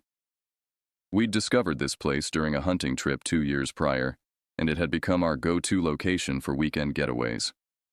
The clearing was surrounded by dense pine forest, with a small stream running along its eastern edge and a natural rock formation that provided excellent wind protection. I'd driven up earlier that afternoon to set up my camp and secure our usual spot. The area operated on a first-come, first-served basis, and with the increased camping activity that summer, I wanted to ensure we wouldn't arrive to find our sanctuary occupied by strangers. I'd pitched my tent with military precision. 4 seasons of camping had taught me the importance of proper setup. Each stake was driven deep into the rocky soil, and I'd weighted the tent with large stones I'd carefully selected from the stream bed. Inside, I'd left my sleeping bag, a camp chair, and several other items specifically to keep the tent anchored against any wind that might arise. The drive back to town had been uneventful, though I remember feeling oddly unsettled by the unusual silence in the forest. Typically, the woods would be alive with birdsong and the rustling of small animals, but that afternoon, everything seemed muted, as if the very landscape was holding its breath. I attributed this to the heat and the ongoing drought conditions that had been affecting the region for weeks. When I returned to the clearing just before sunset, my world tilted on its axis. The campsite was completely empty. Not just empty. It was as if my tent had never existed. I parked my truck exactly where I had that afternoon, and walked to the precise spot where I'd set up camp. The ground showed no indentation where the tent had been, no holes where the stakes had been driven, no disturbance in the soil whatsoever. Even the rocks I'd carefully placed around the perimeter had vanished without a trace. I spent 20 minutes searching the entire clearing, convinced I must have been mistaken about the location. But the landscape was etched in my memory. The distinctive dead pine that stood guard at the clearing's northern edge. The peculiar boulder formation that resembled a sleeping giant. The bend in the stream where we'd found that perfect swimming hole. This was definitely the right place, and my camp had simply ceased to exist. The implications sent ice through my veins. Removing a properly staked tent and all its contents without leaving any trace would require considerable time and effort. The stakes alone would have taken significant force to extract from the rocky ground. Someone had been watching. Someone had waited for me to leave, then systematically erased every sign of my presence with methodical precision that spoke of experience and planning. I checked my phone. No signal, as expected. The nearest cell tower was over 15 miles away, blocked by the mountainous terrain that made this area so perfectly isolated. The isolation that had once felt like freedom now felt like a trap. I was alone in the wilderness with an unknown threat and no way to call for help. The smart thing would have been to leave immediately. Every instinct screamed at me to get back in my truck and drive straight home to call the local sheriff's department and report the theft. But my friends were already on their way, driving through mountain roads that would take them over an hour to navigate. They'd invested considerable time and effort into this weekend trip, and I knew they'd be disappointed if I bailed without a compelling reason. More importantly, whoever had taken my gear might still be in the area. The thought of them watching my friends arrive, potentially targeting them next, was unbearable. I decided to drive back toward the main road until I could get cell service and warn the others about what had happened. The drive down the winding mountain road felt different now, charged with an undercurrent of menace that transformed familiar landmarks into potential hiding spots. Every shadow between the trees could conceal a watcher. Every bend in the road could reveal an ambush. The setting sun painted the landscape in shades of red and orange that reminded me uncomfortably of dried blood. When I finally got a signal, I called my friend Kevin, who was driving up with his girlfriend Heather and my buddy Brian. Kevin answered on the second ring, his voice crackling through the poor connection. "Hey man, we're about 20 minutes out. Everything set up?" I explained what had happened, trying to keep the growing panic out of my voice. There was a long pause before Kevin responded. "That's seriously messed up. You sure you had the right spot?" "Positive? Someone took everything. Stakes, rocks, even the tent footprint. It's like it was never there." Another pause. I could hear muffled conversation as Kevin conferred with the others. "Look, we've been planning this for weeks, and we're already most of the way there. Why don't we just camp somewhere else in the area? We've got enough gear to share." The rational part of my brain knew this was exactly the wrong decision. But the thought of disappointing my friends, combined with a stubborn refusal to be intimidated by whoever was playing these games, overrode my better judgment. I agreed to meet them at the clearing and help find an alternative campsite. By the time we all assembled, full darkness had fallen. Kevin, Heather, Brian, and our fifth member, Tony, arrived within minutes of each other, their headlights cutting through the blackness like searchlights. We spent an hour exploring the area with flashlights, eventually settling on a spot about a quarter-mile from the original clearing, near a cluster of large boulders that would provide some shelter from the wind. As we set up the new camp, I found myself constantly scanning the tree line, searching for any sign of movement or watching eyes. The others seemed oblivious to my paranoia, chatting and laughing as they arranged their gear. But I noticed things they didn't. The way the normal forest sounds remained conspicuously absent. The feeling of being observed that raised the hair on the back of my neck. The way our flashlight beams seemed to catch brief glimpses of movement just beyond their reach. Kevin had brought his portable radio, and we tuned it to a classic rock station that provided some background noise to fill the unnatural silence. But even the music felt wrong in this place, as if the very air was rejecting our attempts at normalcy. Every song seemed to end too abruptly, replaced by static that sounded almost like whispers. By midnight, we had a decent fire going and had settled into the familiar rhythm of camping conversation. Kevin and Brian traded stories about their recent hunting trips, while Heather shared updates about her job at the local hospital. Tony, always the joker of our group, regaled us with increasingly ridiculous anecdotes from his work as a park ranger, though I noticed even his usually infectious humor seemed forced tonight. As the evening wore on, I found myself volunteering to keep the fire going, using the excuse to stay awake and maintain watch over our surroundings. The others gradually began to yawn and stretch, preparing for sleep. By 1:30 a.m., they had all retreated to their tents, leaving me alone with the dying fire and the weight of the surrounding darkness. I had brought my truck for exactly this reason, a secure, lockable shelter that no one could enter without me knowing. My concealed carry permit was current, and my Glock 19 was loaded and ready. I also had a canister of bear spray clipped to my belt, though I was beginning to suspect that bears were the least of our concerns. As I settled into the driver's seat of my truck, I cracked the windows just enough to hear any approaching sounds while maintaining security. The night air was surprisingly cool, a relief after the oppressive heat of the day.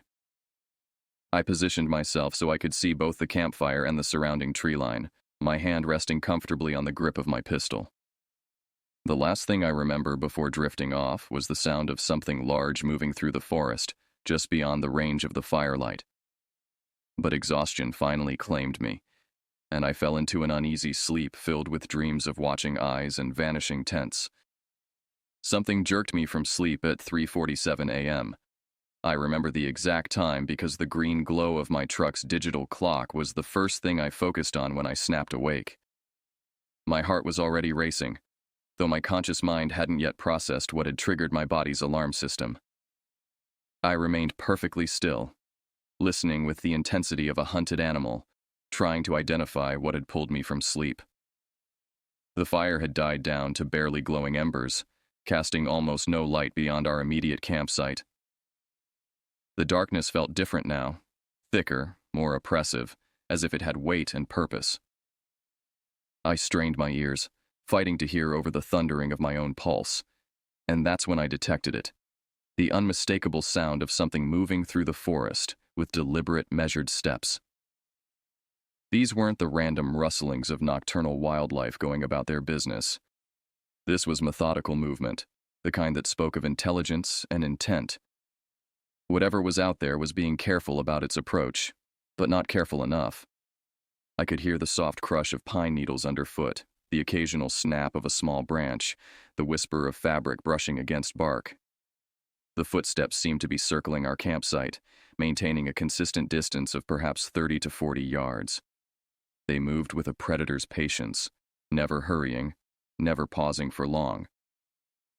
I counted at least 2 distinct sets of footfalls, possibly 3, though the acoustics of the forest made it difficult to be certain. What terrified me most was the deliberate nature of their movement.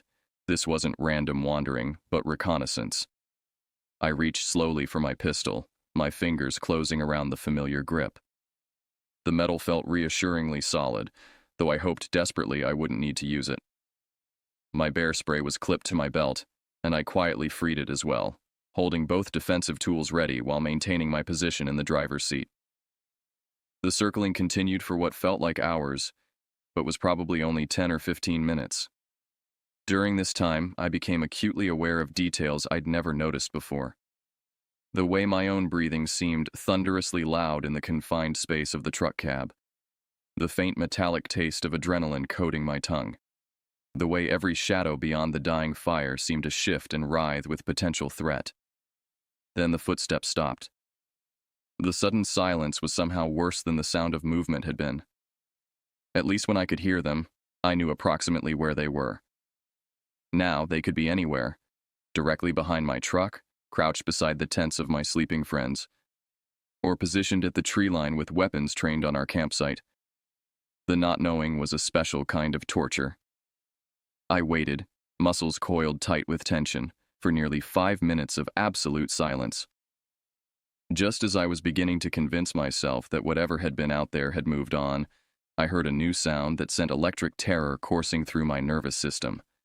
The soft scrape of something being dragged across rocky ground. The sound was coming from the direction of Kevin and Heather's tent. My blood pressure spiked as I imagined the worst. Someone dragging away my friends while they slept, pulling them into the forest where their screams wouldn't carry beyond the trees. I had to resist the overwhelming urge to leap from my truck and rush to their aid, knowing that would likely result in my own capture or worse. Instead, I forced myself to remain still and observe. The dragging sound continued for perhaps 30 seconds, then stopped. In the faint glow of the ember-lit campsite, I could see that Kevin and Heather's tent appeared undisturbed, its familiar blue dome shape intact and unmoving. The relief was short-lived, however, as I realized the sound was now coming from a different location entirely. Something was being systematically moved around our campsite. Equipment, perhaps, or supplies. Someone was going through our things with the same methodical approach they'd used to circle our camp. The violation felt deeply personal, as if invisible hands were rifling through not just our belongings, but our sense of safety and security. The activity continued for another 10 minutes, always just beyond my range of vision. I could hear the soft rustle of fabric, the quiet clank of metal against metal, the whisper of objects being shifted and rearranged. All of it was being done with remarkable care to minimize noise, but the absolute silence of the surrounding forest amplified every sound into something ominous and threatening. Then I heard the sound that nearly made me lose control entirely. The soft, distinctive zip of a tent being opened. My friends were seasoned campers who would never leave their tents unzipped in bear country. Someone was entering one of the tents, and the occupants were either unconscious or already gone. I gripped my pistol so tightly my knuckles went white, fighting every instinct that screamed at me to charge into the darkness and confront whatever was threatening my friends. But then I heard Kevin's voice, muffled but unmistakably his, mumbling something incoherent in his sleep. Heather made a small sound of acknowledgement, the kind partners make when disturbed but not awakened. They were alive and unharmed, which meant someone had opened their tent from outside and was now... what? Watching them sleep? Searching their belongings? Planning something worse? The tent zip closed again with the same careful precision. I watched the familiar dome shape, waiting for any sign of movement from within, any indication that my friends were aware of what had just happened. But the tent remained still and silent, its occupants apparently undisturbed by the violation that had just occurred. Now the activity moved to Brian's tent 20 feet away. Again, the careful approach, the soft zip of the entrance being opened, the pause that could mean anything or nothing. I wanted to scream a warning, to honk my horn and wake everyone, but some primitive survival instinct kept me frozen in place. I had become a witness to something that defied rational explanation, and my rational mind was struggling to process what my senses were telling me. Brian's tent was sealed again, and the unseen intruders moved on to Tony's setup. The pattern repeated with mechanical precision. Approach, open, pause, close, move on. Each violation felt like a physical blow, a reminder of how helpless I was to protect my friends from this invisible threat. When they finished with Tony's tent, the activity stopped entirely. The silence stretched on, more oppressive than any sound.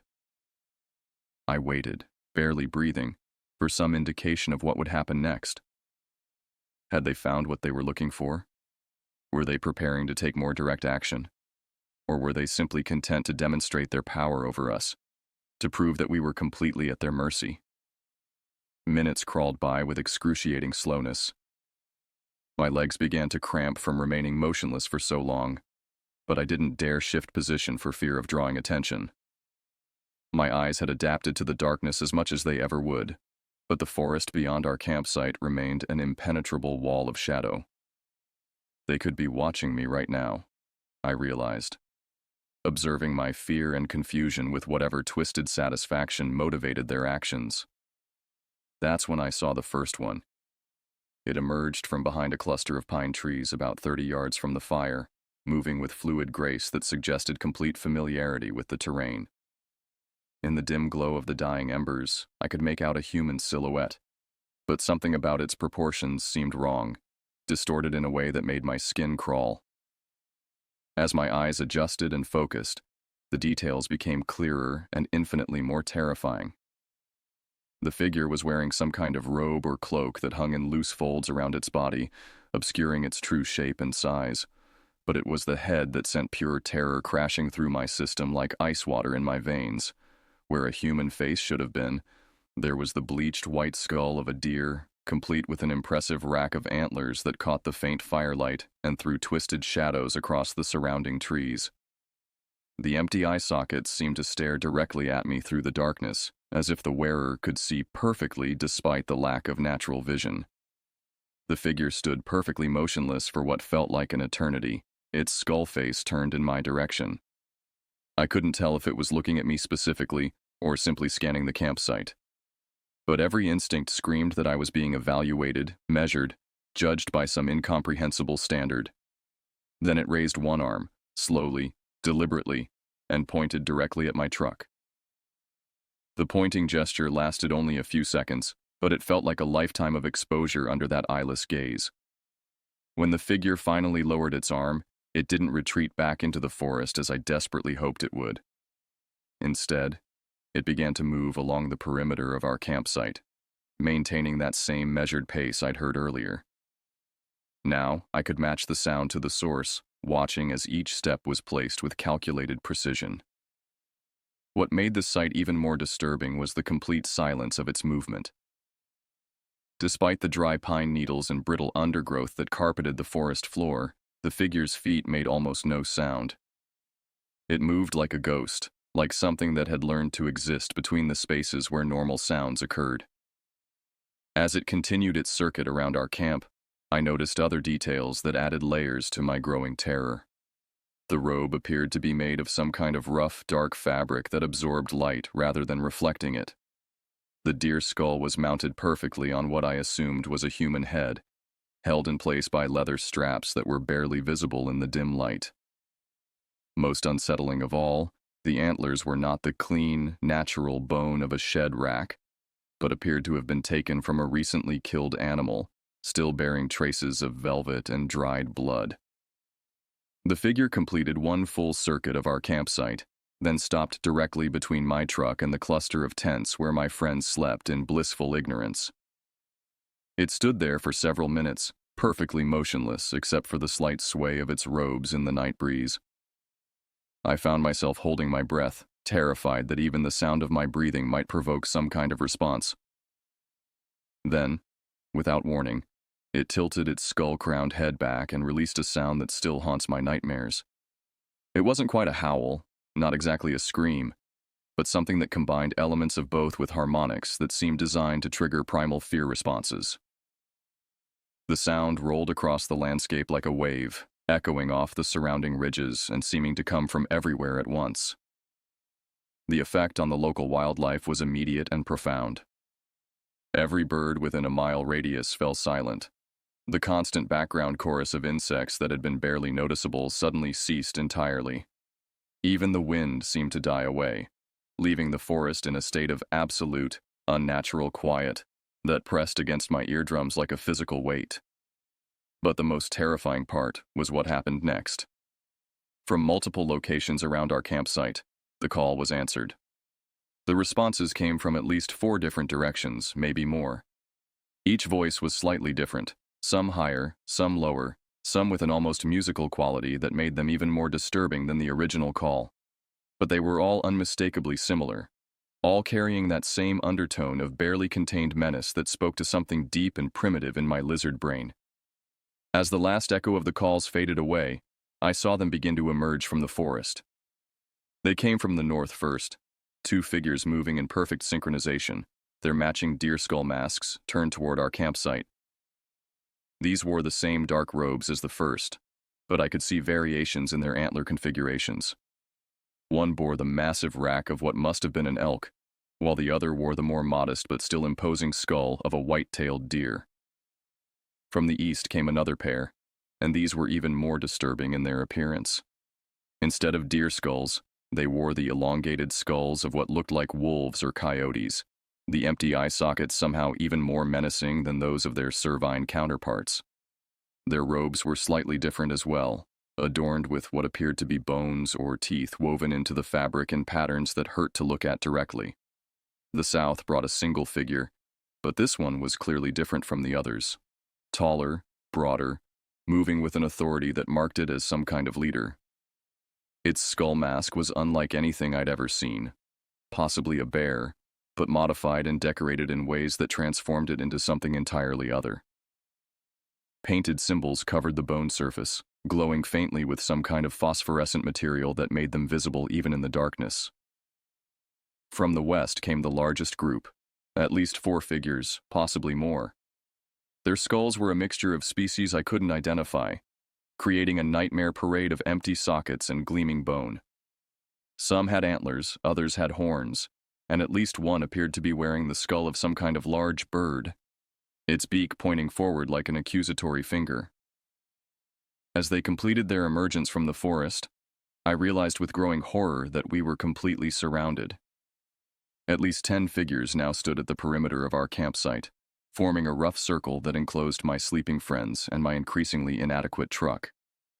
They maintained their positions with military precision, each one perfectly spaced from the others, creating an unbroken ring of watchers. The leader, the one with the bear skull, raised both arms above its head. In response, the others began to move inward, closing the circle with slow, synchronized steps. They maintained their spacing perfectly, like dancers following a choreographed routine they'd performed countless times before.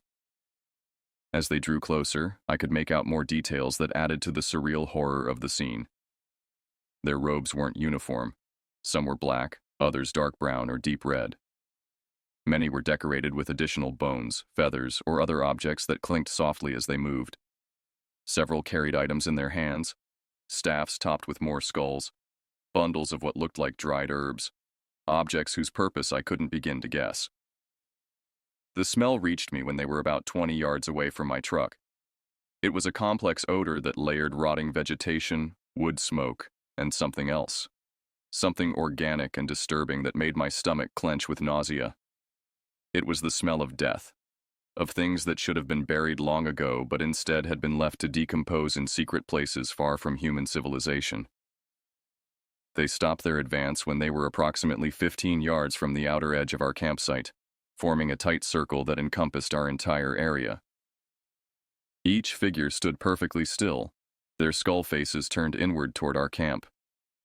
The collective weight of their attention was almost unbearable, like being examined by a tribunal of judges whose criteria for judgment existed in realms beyond human understanding. What happened next defied every expectation I might have had about such an encounter. Instead of attacking, instead of making demands or threats, they simply stood there and watched.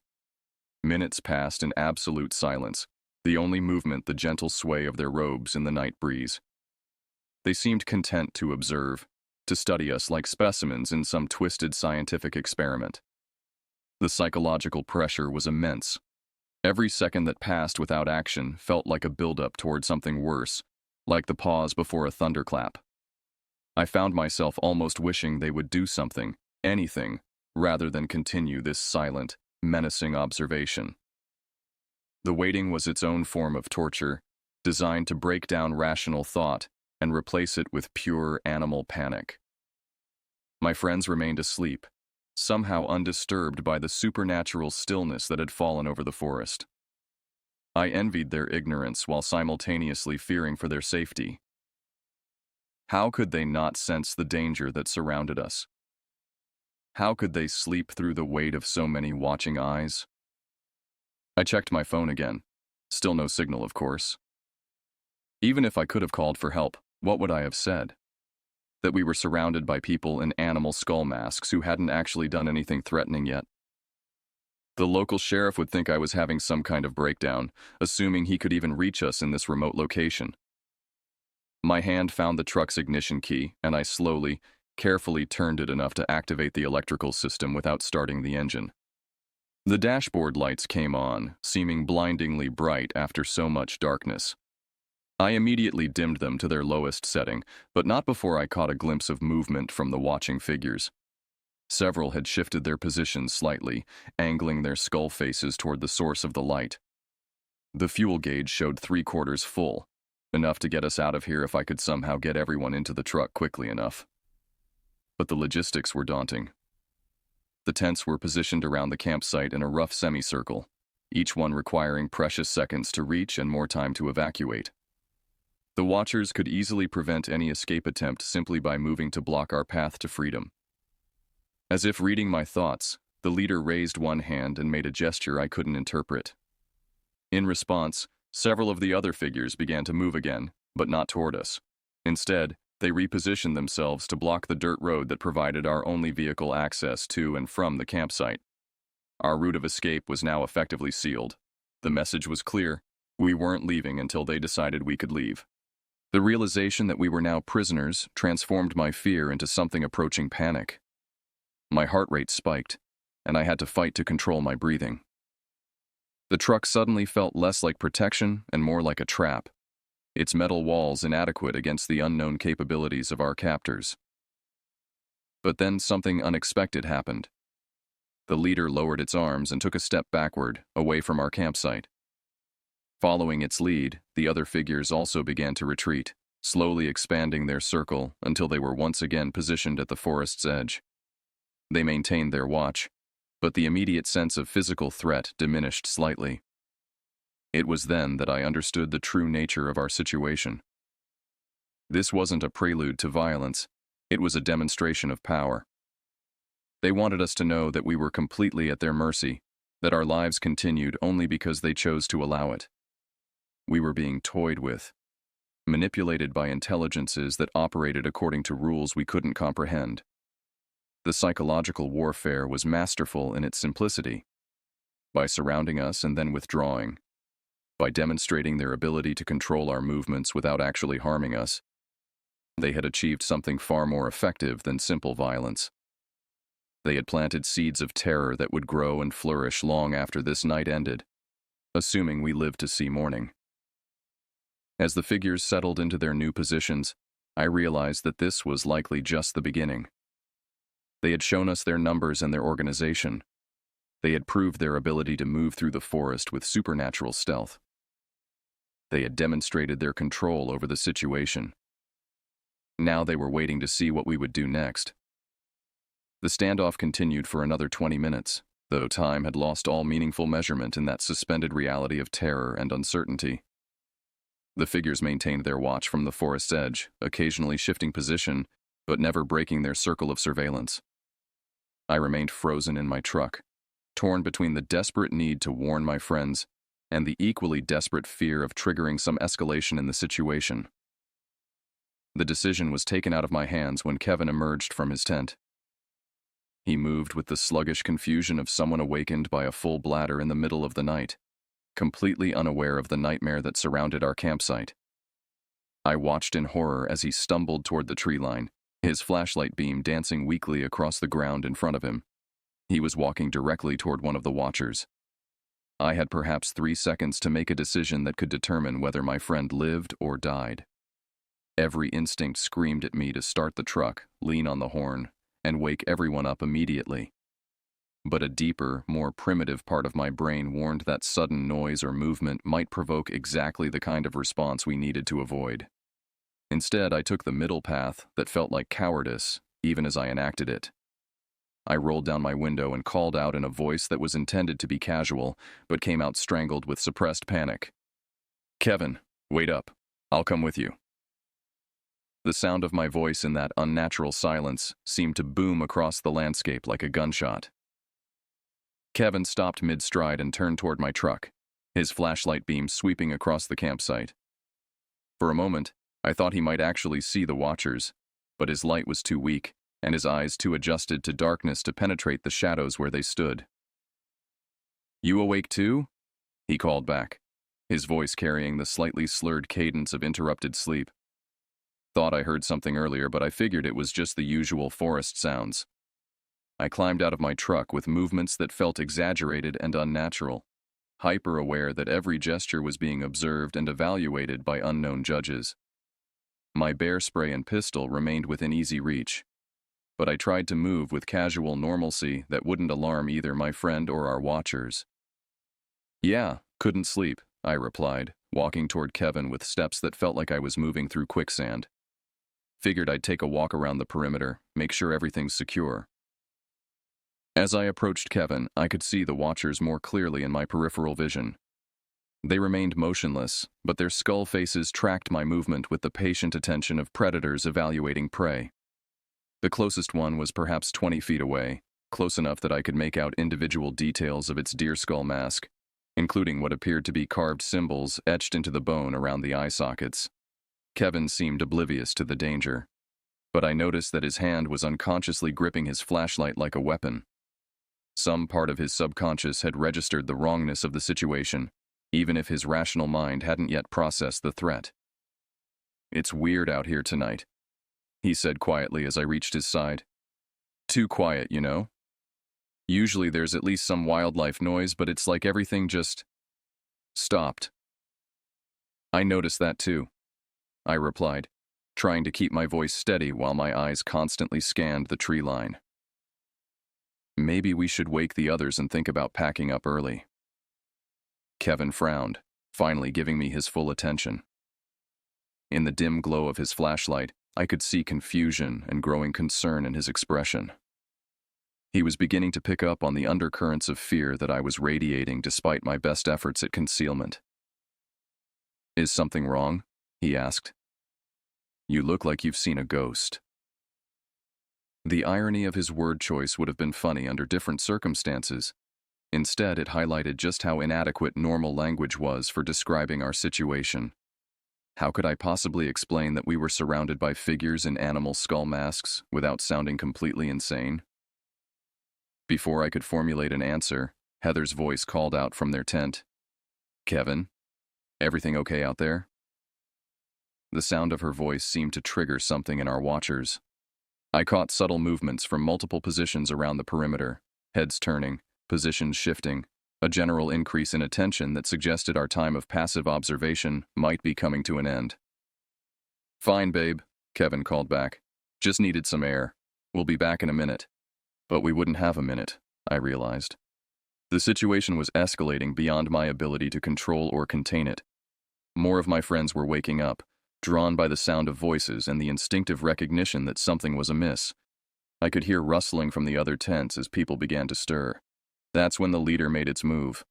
The figure with the bear skull stepped forward from the tree line, no longer making any attempt at concealment. It moved with deliberate purpose, covering the distance between the forest and our campsite in long, measured strides that spoke of complete confidence in its control of the situation. Kevin saw it immediately. His flashlight beam swung toward the approaching figure, and the small circle of light illuminated a vision that belonged in nightmares rather than reality. The bear skull mask was even more terrifying up close, its empty eye sockets seeming to swallow light rather than reflect it. The painted symbols covering its surface writhed and shifted in the moving flashlight beam, creating an optical illusion that made them appear to be alive. Kevin's reaction was immediate and visceral. He stumbled backward, his flashlight beam jerking wildly as his hands began to shake. A strangled sound escaped his throat, not quite a scream, but close enough to wake everyone else in the camp if they weren't already stirring. "What the hell is that?" he whispered, his voice high and tight with panic. The leader stopped approximately 10 feet away from us, well within the range where it could reach us in a single leap if it chose to attack. But instead of aggression, it displayed something far more unsettling: patience. It stood perfectly still and simply watched us, its skull face tilted slightly to one side in what might have been curiosity or amusement. That's when I heard the zippers. All around our campsite, tent flaps were being opened as my friends responded to the disturbance. Heather emerged from her tent first, followed quickly by Brian and Tony. They stumbled into a nightmare that their minds couldn't immediately process, their flashlight beams revealing the full horror of our situation. We were surrounded by at least 12 figures now, possibly more hidden in the deeper shadows. Each one stood perfectly motionless except for the slight sway of their robes, creating a ring of silent watchers that enclosed our campsite like a nightmare version of a fairy ring. The skull masks caught and reflected our flashlight beams, creating a strobe effect of empty eye sockets and gleaming bone. Heather screamed. It was a sound of pure, primal terror that echoed across the landscape and seemed to hang in the air long after her breath ran out. The sound triggered something in our watchers, a subtle shift in posture, a collective turning of skull faces toward the source of the scream, a sense of increased attention that made my skin crawl. "Everyone stay calm," I said loudly, though my own voice was shaking. "Nobody make any sudden movements." But chaos was already taking hold. Brian had stumbled backward toward his tent, his flashlight beam sweeping wildly across the ring of watchers. Tony was fumbling for something in his equipment bag, probably his own weapon, though I prayed he wouldn't be stupid enough to try using it. Kevin had grabbed Heather and was pulling her toward the truck, both of them stumbling over guy lines and camping equipment in their panic. The leader watched all of this with what I could only interpret as satisfaction. The panic, the chaos, the breakdown of rational thought. This was exactly what it had wanted to achieve. We were dancing to its tune, responding to its orchestration of fear with exactly the kind of helpless terror it had anticipated. That's when I realized the true purpose of this encounter. This wasn't random violence or robbery. This was psychological warfare conducted with surgical precision. They had studied us, learned our routines, waited for the perfect moment to demonstrate their power. We weren't victims of circumstance. We were subjects in some kind of experiment. The thought filled me with rage that temporarily overcame my fear. These things, whatever they were, had turned our sanctuary into a laboratory, our weekend retreat into a testing ground for their twisted games. The violation felt even more personal than the theft of my camping gear. But rage wouldn't save us. Only careful thought and decisive action could get us out of this alive. I caught Kevin's eye and gestured toward my truck. "Everyone get to the vehicle," I said clearly. "Move slowly, stay together, don't run." The leader's skull face turned toward me as I spoke, and I had the distinct impression that it was evaluating my attempt to take control of the situation. For a moment, I thought it might intervene, might step forward to block our path or signal its companions to prevent our escape. Instead, it did something that chilled me more than any threat could have. It stepped aside. The gesture was unmistakable. It was giving us permission to leave, allowing us to retreat to the false security of my truck. But the permission came with an implicit understanding that we existed at its sufferance, that our lives continued only because it chose to allow them to continue. We moved as a group toward my truck, our flashlights creating a small pool of light in the surrounding darkness. The watchers shifted position as we moved, maintaining their circle but adjusting their spacing to accommodate our movement. They were herding us, I realized, guiding us toward exactly where they wanted us to be. When we reached my truck, I fumbled with my keys while my friends piled into the bed and cab with desperate urgency. Heather was sobbing quietly, her face buried against Kevin's shoulder. Brian and Tony flanked them, their own weapons now visible as they prepared for a fight they couldn't possibly win. The truck started on the first try, its engine roaring to life with sound that seemed impossibly loud in that supernatural silence. I threw it into reverse and began backing toward the dirt road that would take us away from this nightmare, my headlights sweeping across the ring of watchers as we moved. That's when they began to close in. The moment my truck began moving, everything changed. The passive observation transformed into active pursuit as the watchers abandoned their static positions and began converging on our location. They moved with fluid coordination that spoke of extensive practice, each figure taking a position that would maximize their collective ability to control our escape route.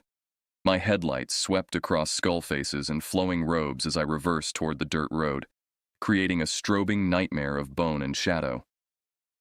In the truck bed, Brian and Tony had their weapons ready, though I could see the hopelessness in their faces as they counted the odds.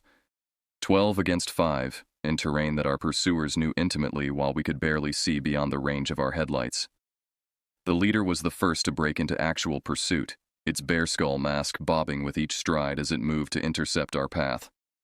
But instead of running, it maintained that same measured pace I'd observed earlier, confident, unhurried, as if it knew exactly how this chase would end. "Drive faster!" Kevin shouted from the passenger seat, but I was already pushing the truck to its limits on the narrow, rutted road. One wrong move, one moment of inattention, and we'd be stuck in a ditch with nowhere to run and no hope of rescue. Behind us, the watchers had spread out across the road, ensuring that any attempt to reverse direction would be blocked.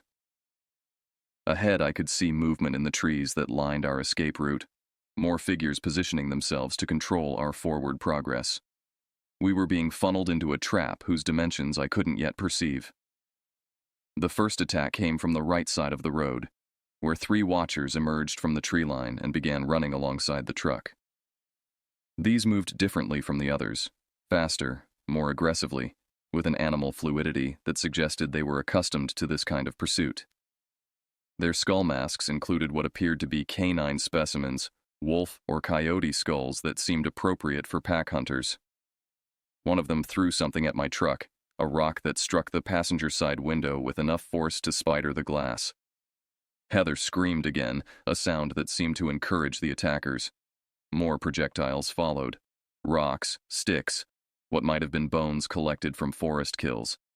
Most missed, but several struck the truck bed where Brian and Tony were forced to duck for cover. "They're trying to disable the vehicle," Tony called out, his ranger training allowing him to maintain some analytical thinking despite the chaos. "If they can break the windshield or damage the tires, we're done." As if summoned by his words, another group of watchers appeared ahead of us, positioned directly in the middle of the road. These stood their ground as I approached, their skull faces turned toward our headlights with what I could only interpret as challenge. I had perhaps 3 seconds to decide whether to attempt to drive through them or swerve into the forest. I chose to maintain course, pressing the accelerator to the floor and hoping that their nerve would break before mine did. The engine roared as we approached the roadblock at nearly 40 miles per hour, our headlights illuminating details I wished I couldn't see.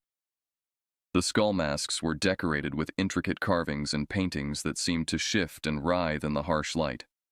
Bone ornaments and feathers hung from their robes, creating a percussion section that accompanied their movements with soft clicks and rustles.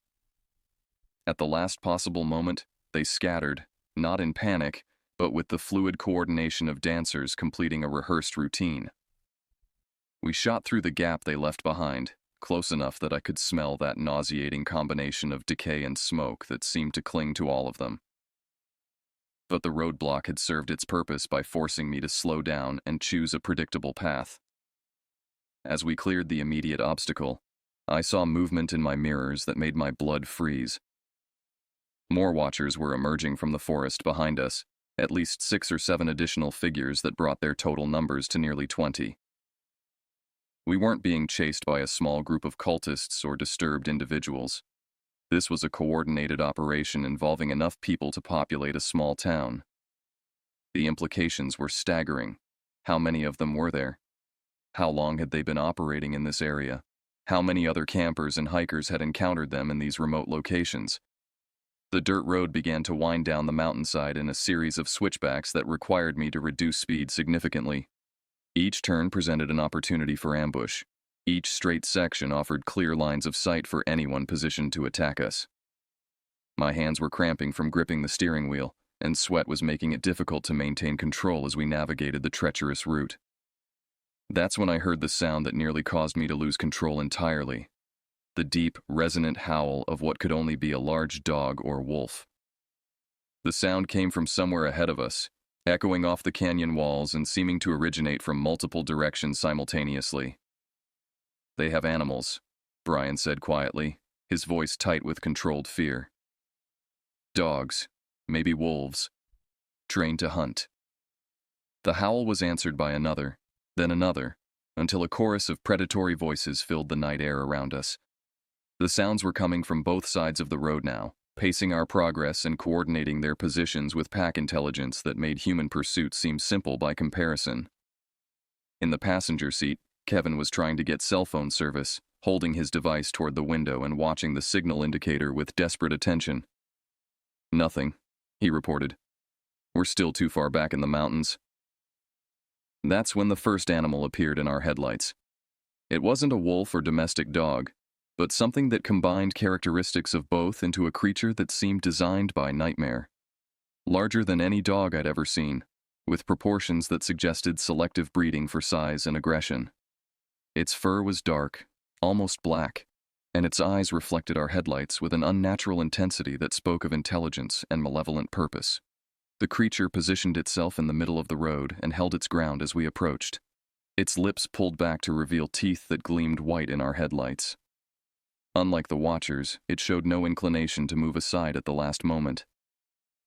This was a game of chicken with stakes that could only end in violence. I made the decision to swerve, steering the truck onto the narrow shoulder rather than risk a collision that could disable our vehicle. The maneuver worked, but it cost us precious speed and control as we fought to regain traction on the loose gravel and exposed rock.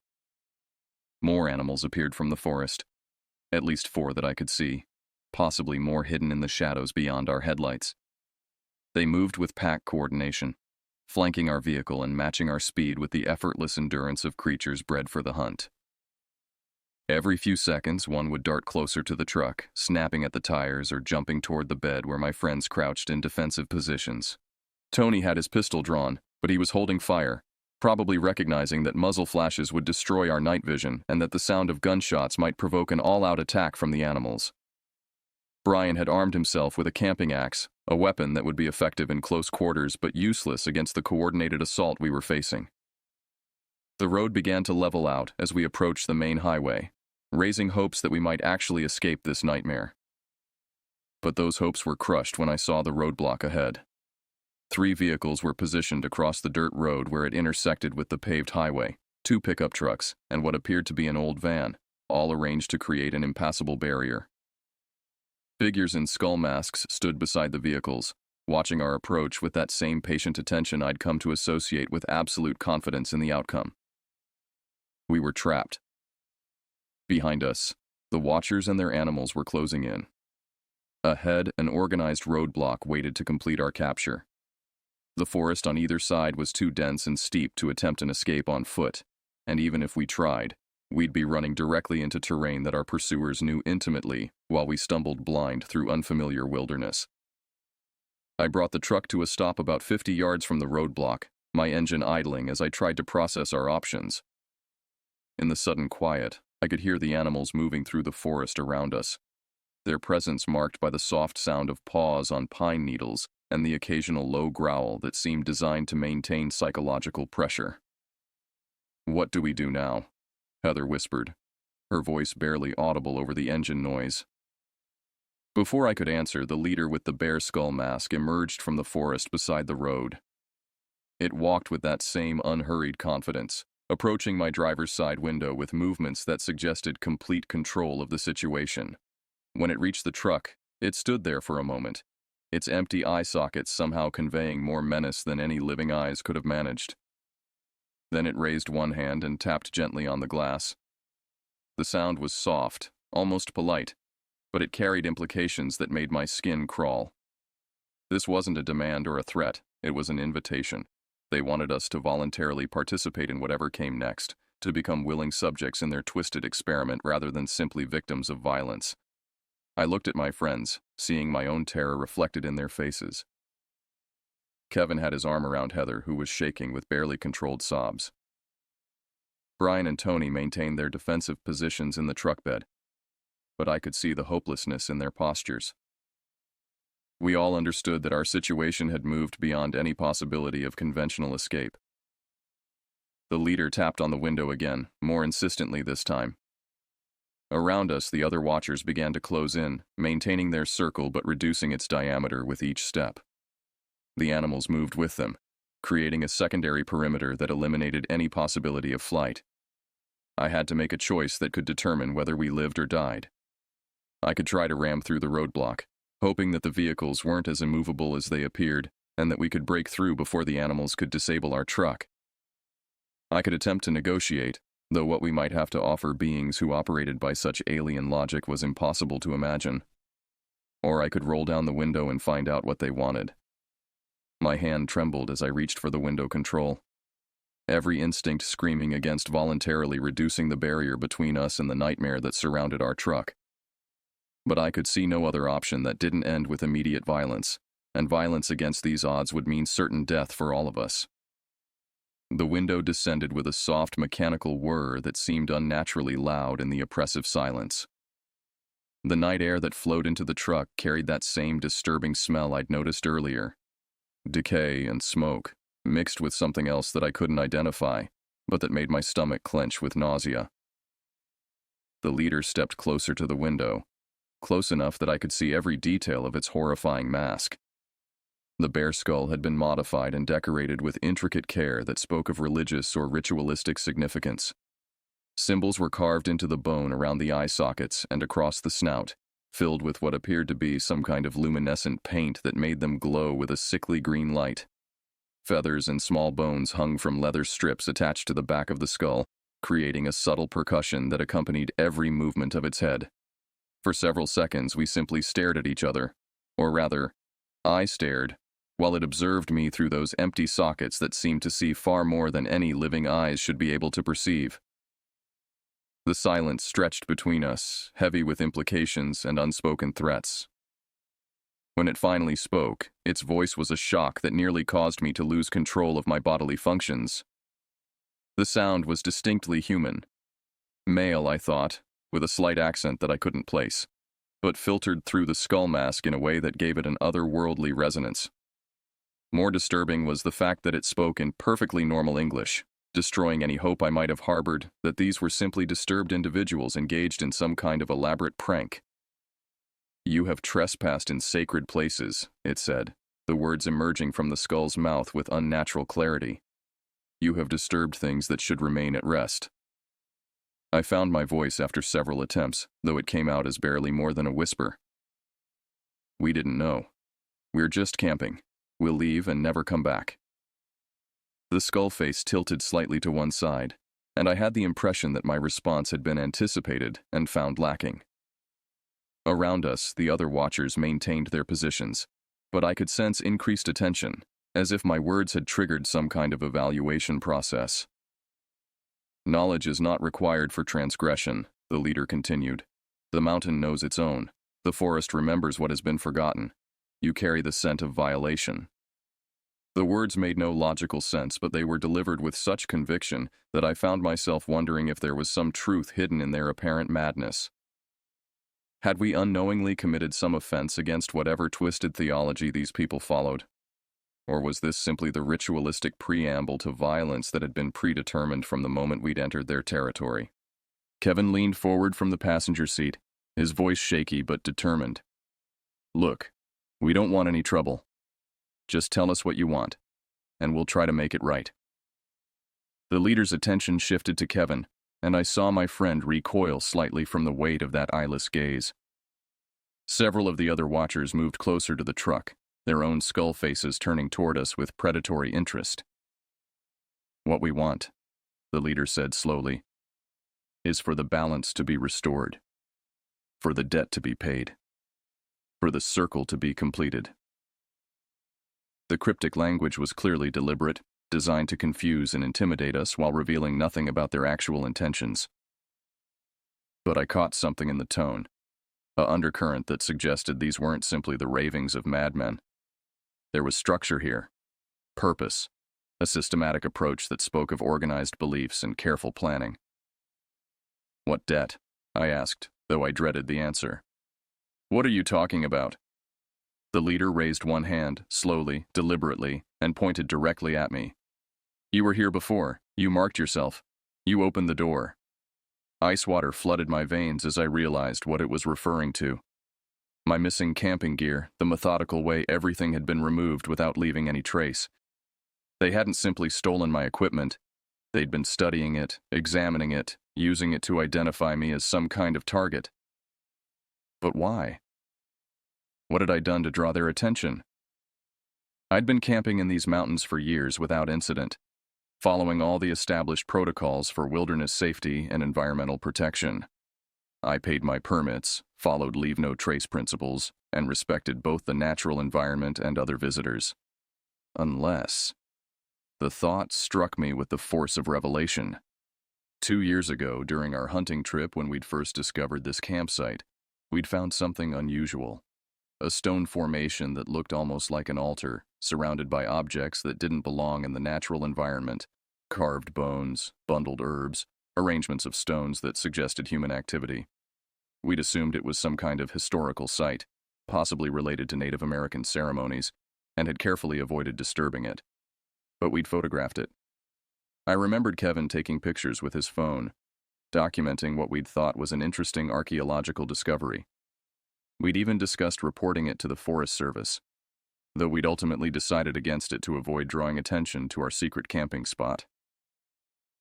"The photographs," I said quietly, understanding flooding through me like poison.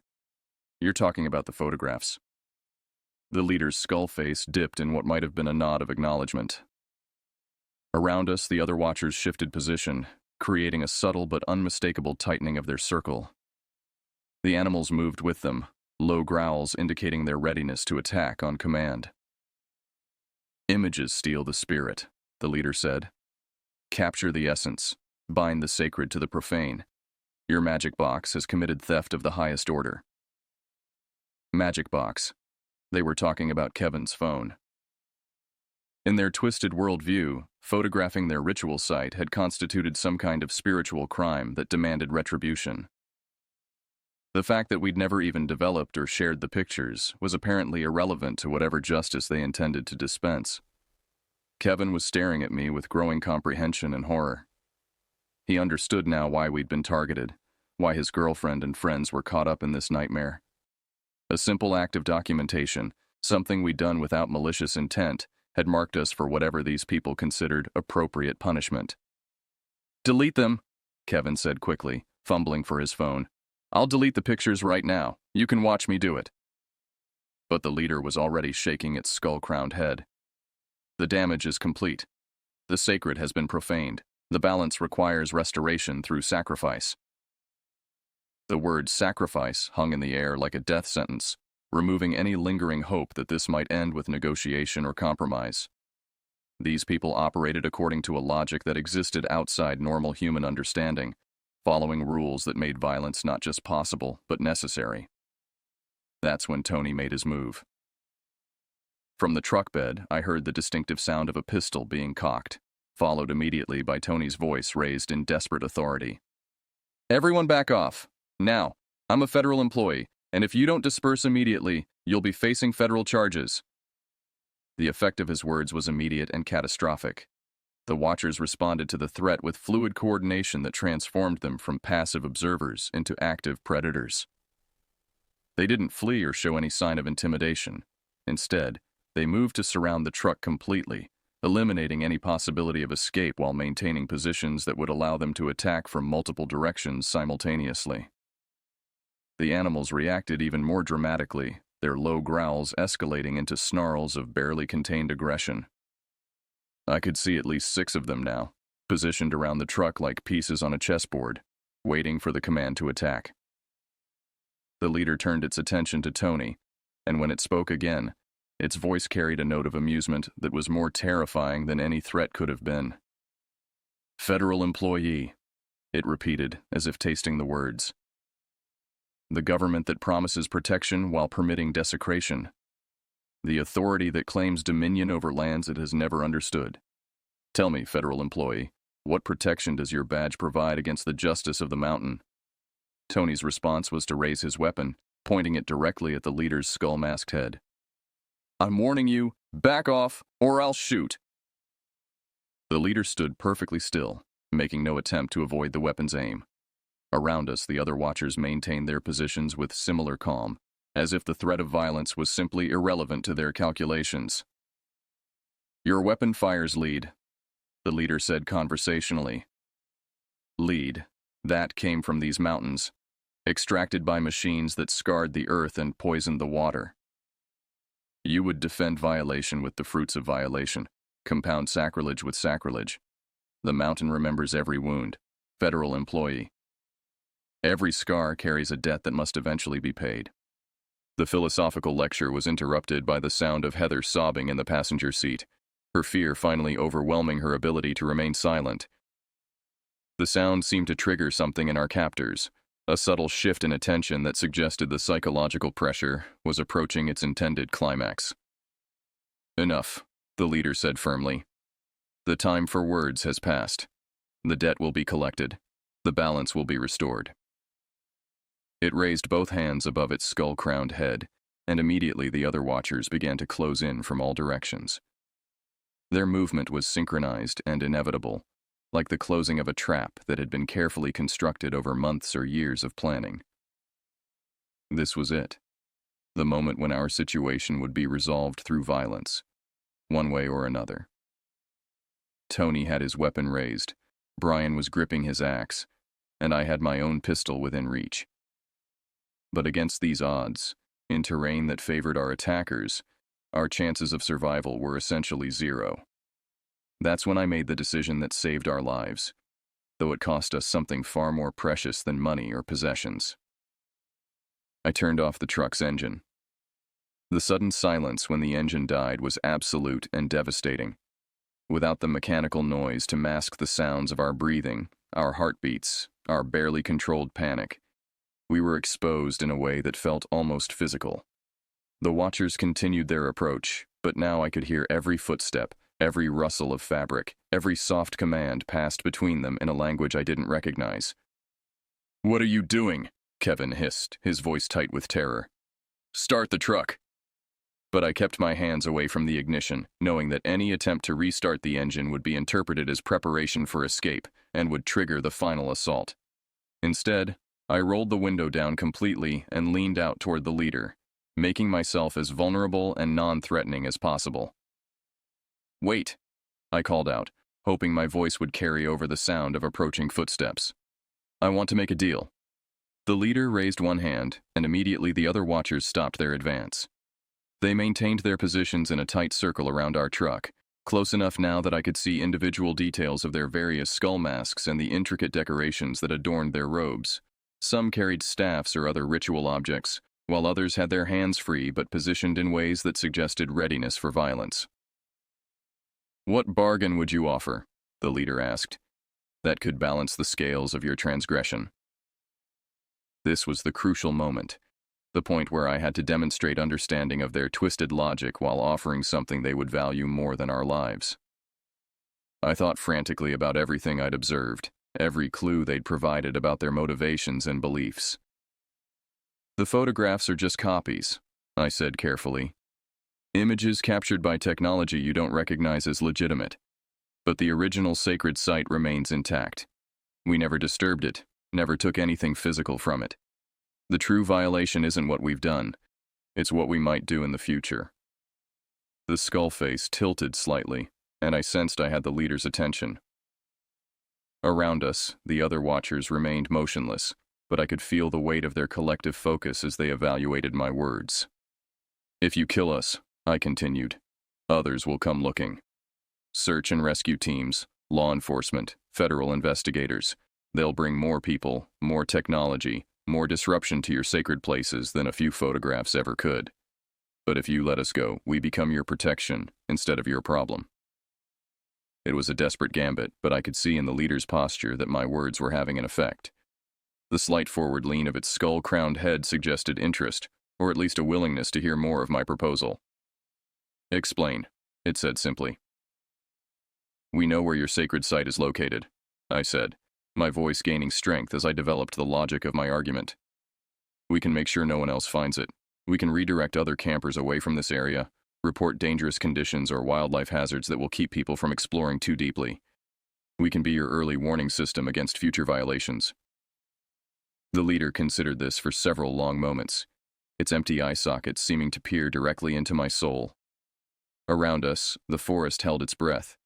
No sound from animals, no movement of wind through the trees, as if the natural world itself was waiting for the decision that would determine our fate. And the photographs? It asked finally. Kevin immediately began fumbling with his phone, his hands shaking as he navigated to the camera gallery. I'll delete them right now, he said. Every single one. You can watch me do it. But the leader raised a hand to stop him. Deletion is not sufficient. The images must be purified, the spiritual contamination cleansed through proper ritual. The device itself must be sanctified. I felt my heart sink as I realized what it was asking. These people weren't interested in simple deletion. They wanted Kevin's phone, probably to destroy it in whatever ceremony they used to address spiritual violations. For Kevin, that phone represented thousands of photos, contacts, and personal information that would be impossible to replace. But the alternative was death for all of us. Okay, I said before Kevin could object. Take the phone. Purify it however you need to. In exchange, you let us go and we never speak about any of this to anyone. Kevin started to protest, but I cut him off with a sharp look. Material possessions, no matter how valuable or irreplaceable, were meaningless compared to our lives. He seemed to understand this, though I could see the pain in his eyes as he contemplated losing years of memories stored in that device. The leader extended one robed hand toward Kevin's window. The device, it said simply. Kevin looked at the phone in his hands, then at his girlfriend sobbing beside him, then at the ring of skull-faced watchers who surrounded our truck.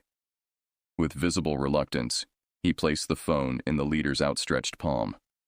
The moment the device changed hands, I felt a subtle shift in the atmosphere around us. The oppressive weight of impending violence lifted slightly, replaced by something that might have been cautious optimism.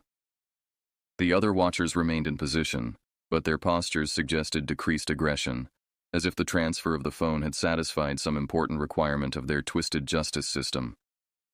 The leader examined the phone briefly, turning it over in its hands with what appeared to be fascination. For people who considered it a magic box, the technology probably seemed as alien and incomprehensible as their beliefs seemed to us. The bargain is acceptable, it said finally. But bargains require enforcement. Promises must be bound with more than words. I felt a chill of apprehension as I realized that our negotiations were far from over. These people understood human nature well enough to know that promises made under duress might not be kept once the immediate threat had passed. They wanted some kind of guarantee that we would honor our agreement. What kind of enforcement? I asked, though I dreaded the answer.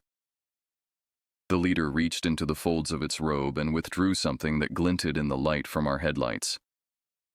It was a small blade, perhaps 4 inches long, with symbols carved into the metal that matched those on the skull masks. The handle appeared to be made of bone, polished smooth by countless hands. Blood oath, it said simply. A binding that cannot be broken without consequences that extend beyond this life. The implications were terrifying. Not only did they want us to promise silence, they wanted us to participate in some kind of ritual that would create a supernatural enforcement mechanism for our agreement. The rational part of my mind rejected the possibility that such things could have any real power. But standing in that circle of skull-faced watchers, surrounded by evidence of their organizational capabilities and ruthless efficiency, I found my skepticism wavering. What does that involve? I asked, though I was afraid I already knew. Each of you will contribute 3 drops of blood to the sacred earth, the leader explained. The mountain will taste your essence and remember your promise. Should you violate the oath, the debt will be collected with interest compounded by betrayal. Tony spoke up from the truck bed, his voice strained but determined. This is insane. We're not participating in any blood ritual with a bunch of lunatics. The leader's skull face turned toward Tony, and I saw several of the other watchers shift position in response to his defiance. The animals that had been pacing around our truck moved closer, their growls taking on a more aggressive tone. The alternative, the leader said calmly, is to collect the debt immediately and in full. The meaning was unmistakable. We could participate in their ritual and live, or refuse and die. There was no third option, no possibility of negotiation or compromise. They had reduced our situation to its most basic elements, compliance or death. I looked at my friends, seeing the same terrible understanding in their faces. Kevin was holding Heather tightly, both of them pale with terror but nodding slightly to indicate their acceptance of the terms. Brian had set down his axe, his shoulders slumped in defeat. Even Tony, despite his federal authority and his weapon, seemed to recognize that resistance would be futile. All right, I said finally. We accept your terms. But once this is done, once we've given blood and sworn your oath, you let us go immediately. No further conditions, no additional requirements. The leader nodded slowly. The bargain is complete when the ritual is complete, not before. It gestured to the other watchers, who began to adjust their positions around our truck. Instead of maintaining their defensive circle, they formed 2 parallel lines that created a pathway leading from our vehicle toward the forest. The message was clear. We were to get out of the truck and follow them to wherever their ritual would take place. My hand trembled as I reached for the door handle, knowing that once I stepped out of the truck, we would be completely at their mercy. But the alternative, attempting to fight our way out against impossible odds, would certainly result in our deaths, and probably in ways far worse than whatever ritual they had planned. The door opened with a soft click that sounded like a gunshot in the oppressive silence. I placed my feet on the rocky ground and stood up slowly, keeping my hands visible and making no sudden movements.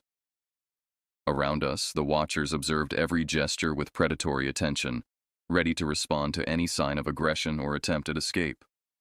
One by one, my friends followed my example, climbing out of the truck with movements that spoke of barely controlled terror. Kevin helped Heather down from the passenger seat, while Brian and Tony emerged from the truck bed with their weapons reluctantly holstered. We stood together in a small group, surrounded by skull-faced figures and their animal companions, waiting for whatever came next. The leader pointed toward the pathway that had been created between the 2 rows of watchers. Follow, it said simply. We began walking toward the forest, our footsteps sounding unnaturally loud in the supernatural silence. The watchers fell into step around us, maintaining their formation while ensuring that escape remained impossible. Their animal companions padded alongside, close enough that I could smell their musky scent and hear the soft panting of their breath. As we disappeared into the darkness between the trees, I caught one last glimpse of my truck sitting abandoned beside the blocked road, its headlights still burning like the eyes of some mechanical beast. It occurred to me that we might never see it again, that this journey into the forest could be the beginning of a nightmare from which we would never wake. But we were still alive, and as long as we remained alive, there was hope. Even if that hope required us to participate in rituals that belonged in the darkest corners of human mythology. The march through the forest lasted nearly an hour, though time had become meaningless in that world of shadows and skull-faced guardians. They led us along paths that seemed to exist only for them, trails that wound between massive pine trees and over rocky outcroppings with a logic that spoke of decades of use. Every step took us deeper into wilderness that felt increasingly alien, as if we were leaving behind not just civilization, but the natural world itself.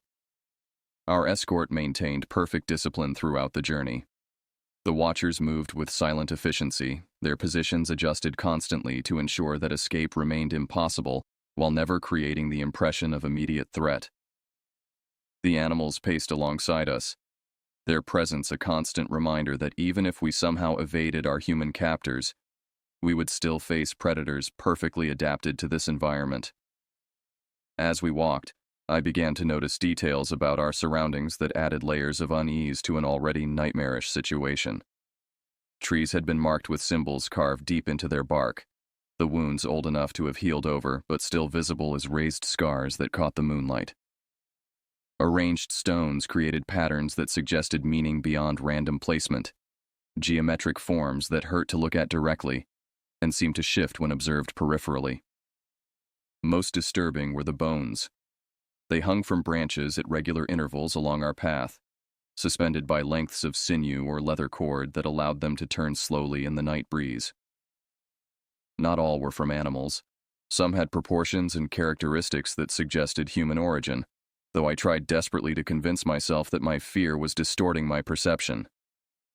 The bones had been decorated with painted symbols and wrapped with bundles of dried herbs that released disturbing fragrances as we passed beneath them. Heather stumbled at one point, her strength finally giving out under the accumulated stress of the night's events. Kevin caught her before she could fall, supporting her weight as she struggled to maintain consciousness. The leader observed this display of human weakness with what might have been interest, tilting its skull-crowned head as if cataloging our responses for some future reference. "Not much farther," it said, the first words spoken since we'd left the truck. The voice emerging from that bare skull mask carried tones of anticipation that made my skin crawl with fresh apprehension. We crested a small ridge and found ourselves looking down into a natural amphitheater formed by a circle of massive granite outcroppings. The space was perhaps 50 yards across, with a relatively flat floor that had been cleared of vegetation and covered with what appeared to be crushed bone and ash. At the center stood the structure I'd photographed 2 years earlier, though it had been significantly modified since our last visit. What had been a simple arrangement of stones was now a complex altar constructed from materials that reflected years of careful work. The base remained the original granite formation, but it had been expanded with additional stones that created a platform approximately 10 feet square. On top of this platform sat a structure that defied easy description, part shrine, part sculpture, part architectural impossibility. Skulls formed the primary decorative elements, hundreds of them arranged in intricate patterns that created the impression of faces within faces, eyes within eyes. They weren't all animal skulls. Scattered throughout the display were specimens that were unmistakably human, their empty sockets filled with crystalline formations that caught and reflected the moonlight in ways that suggested more than simple mineral deposits. Surrounding the altar were dozens of wooden poles, each one carved with symbols and topped with arrangements of bones, feathers, and other objects whose significance I could only guess at. Between the poles, rope or sinew had been strung to create a complex web that divided the amphitheater into sections, each one containing arrangements of stones, bones, and other ritual objects that followed patterns I couldn't comprehend. But it was the fire that commanded attention above all else. A massive bonfire burned at the far end of the amphitheater, its flames reaching toward the sky with an intensity that seemed unnatural. The wood feeding it had been arranged in geometric patterns that maintained their structure even as they burned, creating the impression of a fire that consumed without destroying, that burned according to rules that existed outside normal physics. The smoke rising from the fire was wrong in ways that made my eyes water and my throat burn. Instead of dispersing naturally in the night air, it formed complex spirals and geometric shapes that held their form far longer than any normal smoke should have been able to maintain. Colors flickered within the gray, deep purples, sickly greens, shades that had no names but triggered primitive responses in the parts of my brain responsible for recognizing danger. As we descended into the amphitheater, I became aware that we weren't the only ones present.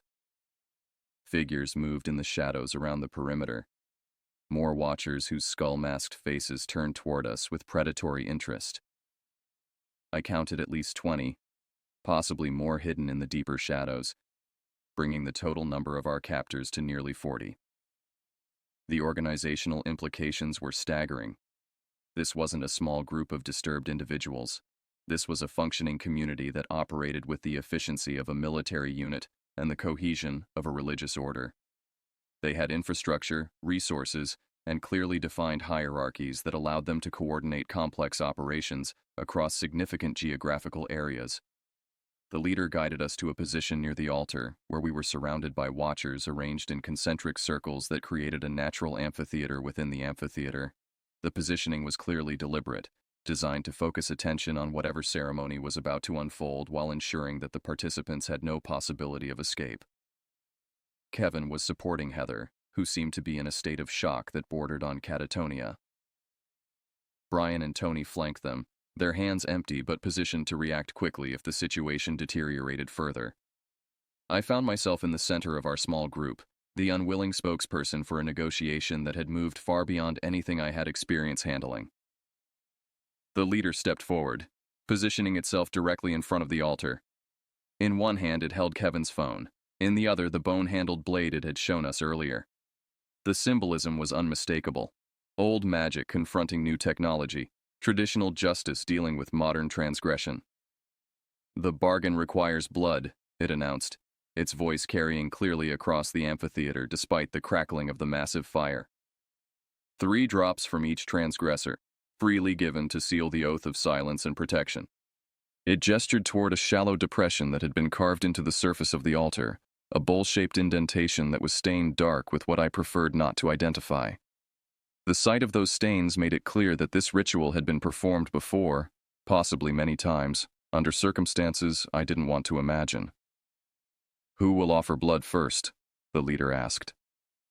The question hung in the air like a challenge, each of us knowing that volunteering would demonstrate acceptance of their authority while refusing might provoke escalation to actual violence. I looked at my friends, seeing my own terror reflected in their faces, and made the decision that leadership sometimes requires. "I'll go first," I said, stepping forward before my courage could abandon me. The leader nodded approvingly and gestured for me to approach the altar. As I walked the few steps that separated me from the ritual platform, I became acutely aware of the dozens of skull faces turned in my direction, empty eye sockets that seemed to see more than living eyes ever could. The blade, when the leader offered it to me, was surprisingly warm to the touch. The metal had been heated by proximity to the fire, and the bone handle felt oddly comfortable in my grip, as if it had been designed specifically for my hand. The symbols carved into the blade seemed to shift and writhe in the firelight, creating optical illusions that made them appear to be moving independently of the metal that contained them.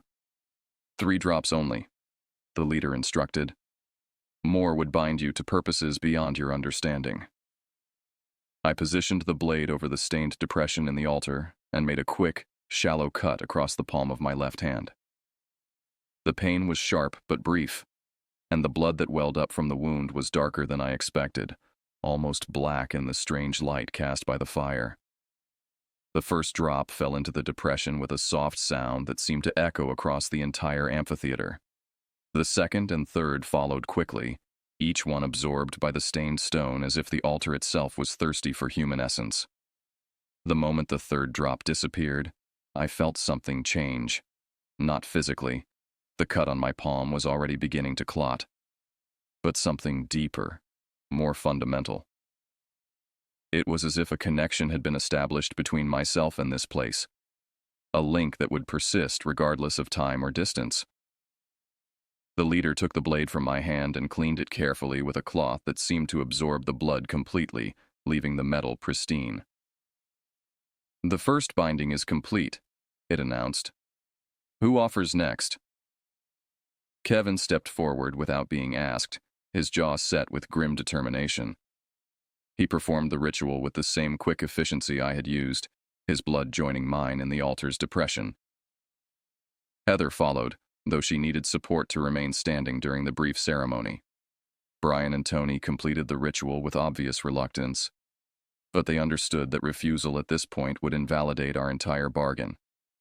When the last drop of Tony's blood had been absorbed by the altar, the leader raised Kevin's phone above its skull-crowned head. "The device of transgression will be purified by sacred fire," it announced. "The images will be returned to the elements from which they came." It walked to the massive bonfire and, without ceremony, cast the phone into the flames.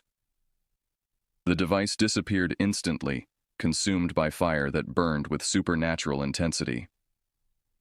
For just a moment, the flames seemed to flicker with different colors, and I could have sworn I saw images forming in the smoke. Faces, landscapes, memories being released from their digital prison and transformed into something else entirely. The destruction of the phone seemed to satisfy some requirement of their justice system. The watchers around the amphitheater began to relax their positions slightly, though they maintained their vigilance. The animals that had been pacing restlessly around the perimeter settled into resting positions, their role in the evening's events apparently complete. "The bargain is sealed," the leader announced, turning back to face us.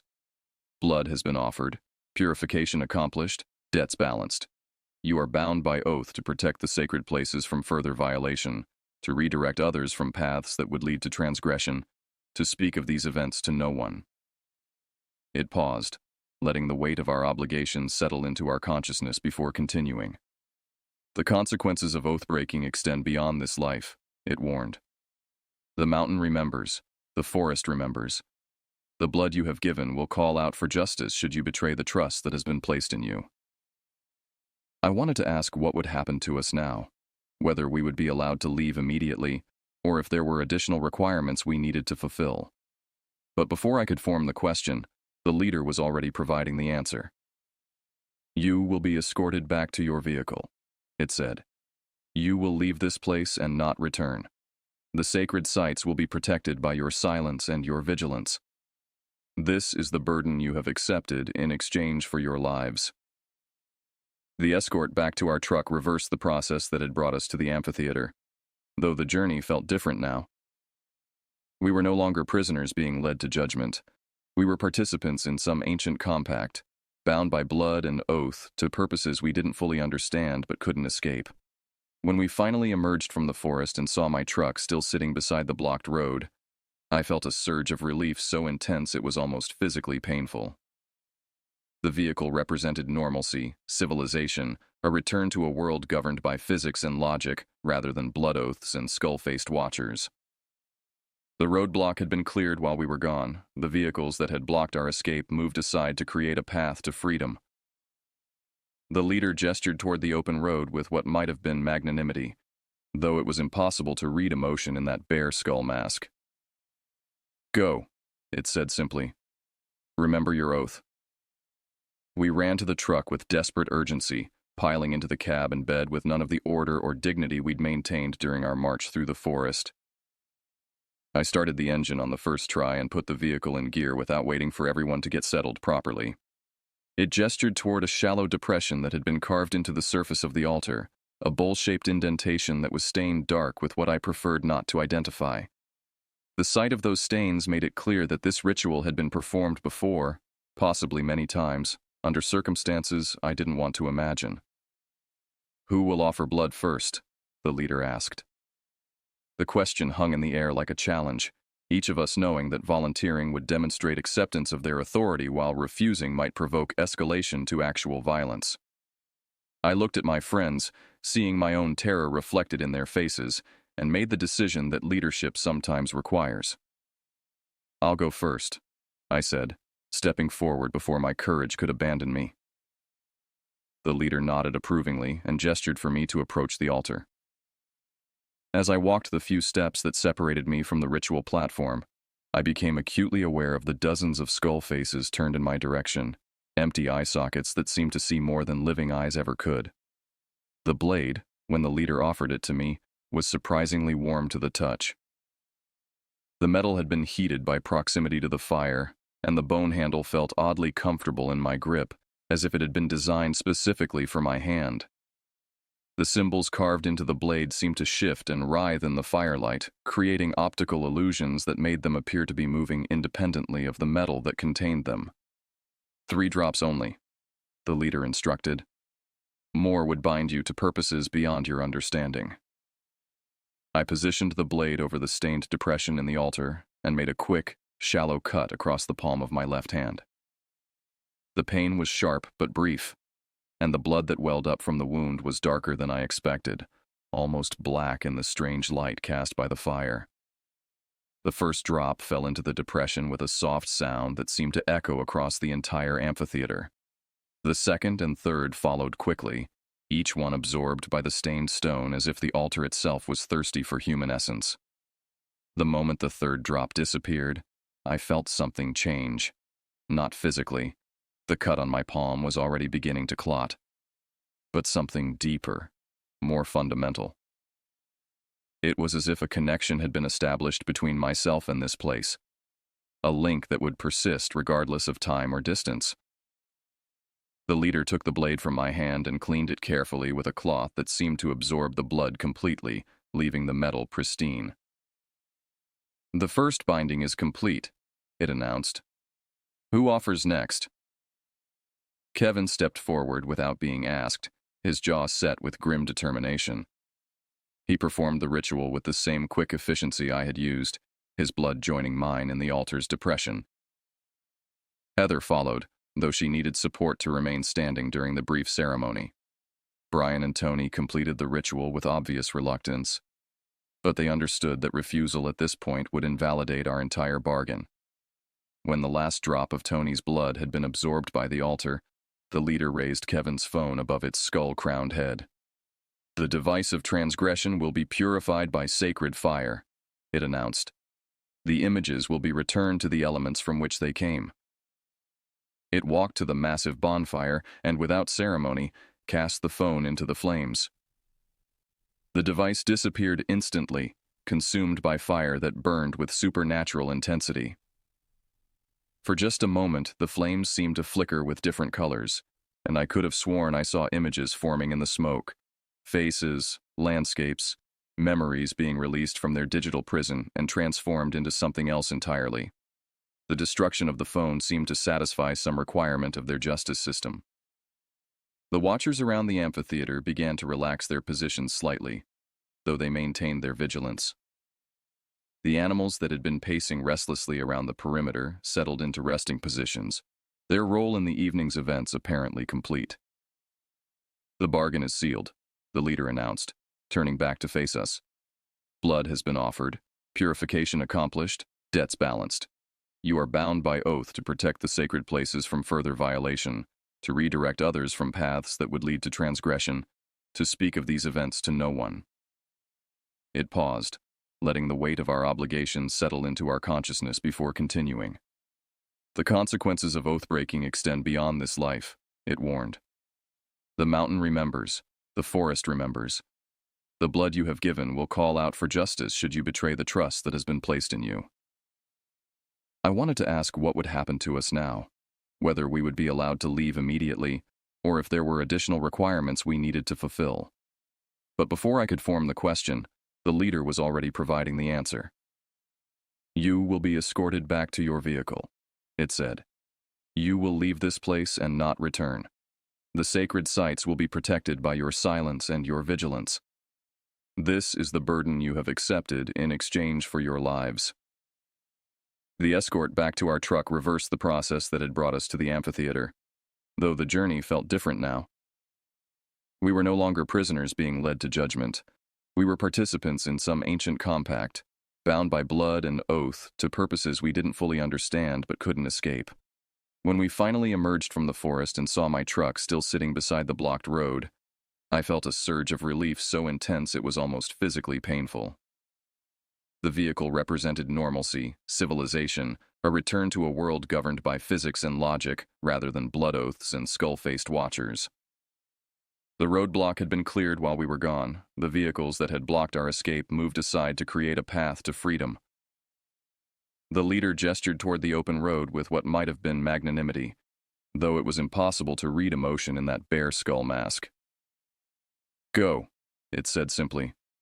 "Remember your oath." We ran to the truck with desperate urgency, piling into the cab and bed with none of the order or dignity we'd maintained during our march through the forest. I started the engine on the first try and put the vehicle in gear without waiting for everyone to get settled properly. As we drove away from that nightmare landscape, I caught one last glimpse in my rearview mirror of the leader standing alone beside the road, its skull-crowned head turned in our direction. Even at increasing distance, I could feel the weight of its attention.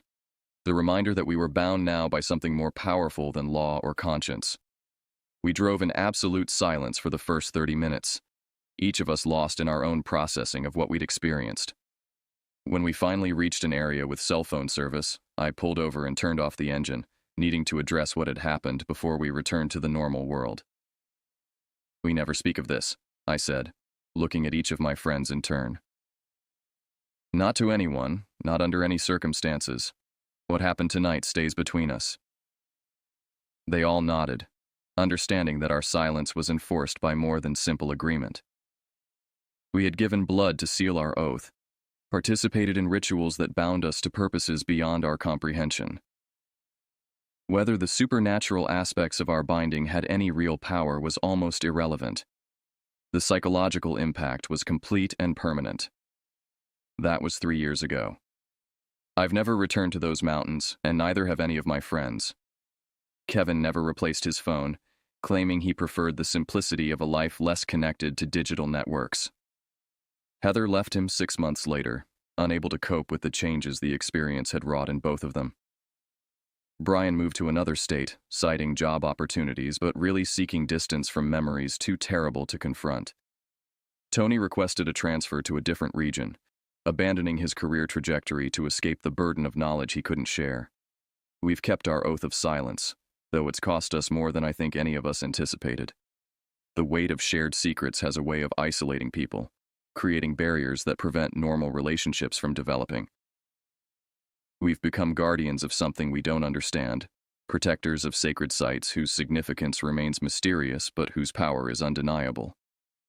And sometimes, late at night when sleep refuses to come, I can still feel the connection that was forged in that amphitheater of bones and fire. The cut on my palm healed completely within a week, but something deeper remains. A link to places and purposes that exist outside normal human experience. I've written this account as a warning to others who might venture into those remote areas during the summer months. The mountains around Yellowstone hold secrets that are older and more dangerous than most people can imagine. There are watchers in the forest, guardians of traditions that predate European settlement by centuries or millennia. If you camp in remote areas, if you explore off the established trails, if you document your discoveries with cameras or phones, remember that you might be trespassing in sacred places protected by people who take their responsibilities very seriously. The debt they collect for violations might be paid in ways you can't imagine, binding you to purposes you don't understand with consequences that extend far beyond anything covered by normal law. Stay on the marked trails. Camp in designated areas. Don't photograph unusual rock formations or arrangements of objects that seem out of place in the natural environment. And if you ever find yourself surrounded by figures wearing skull masks in the middle of the night, remember that some bargains are enforced by powers older and more implacable than human justice. The mountain remembers, the forest remembers. And now, so do you.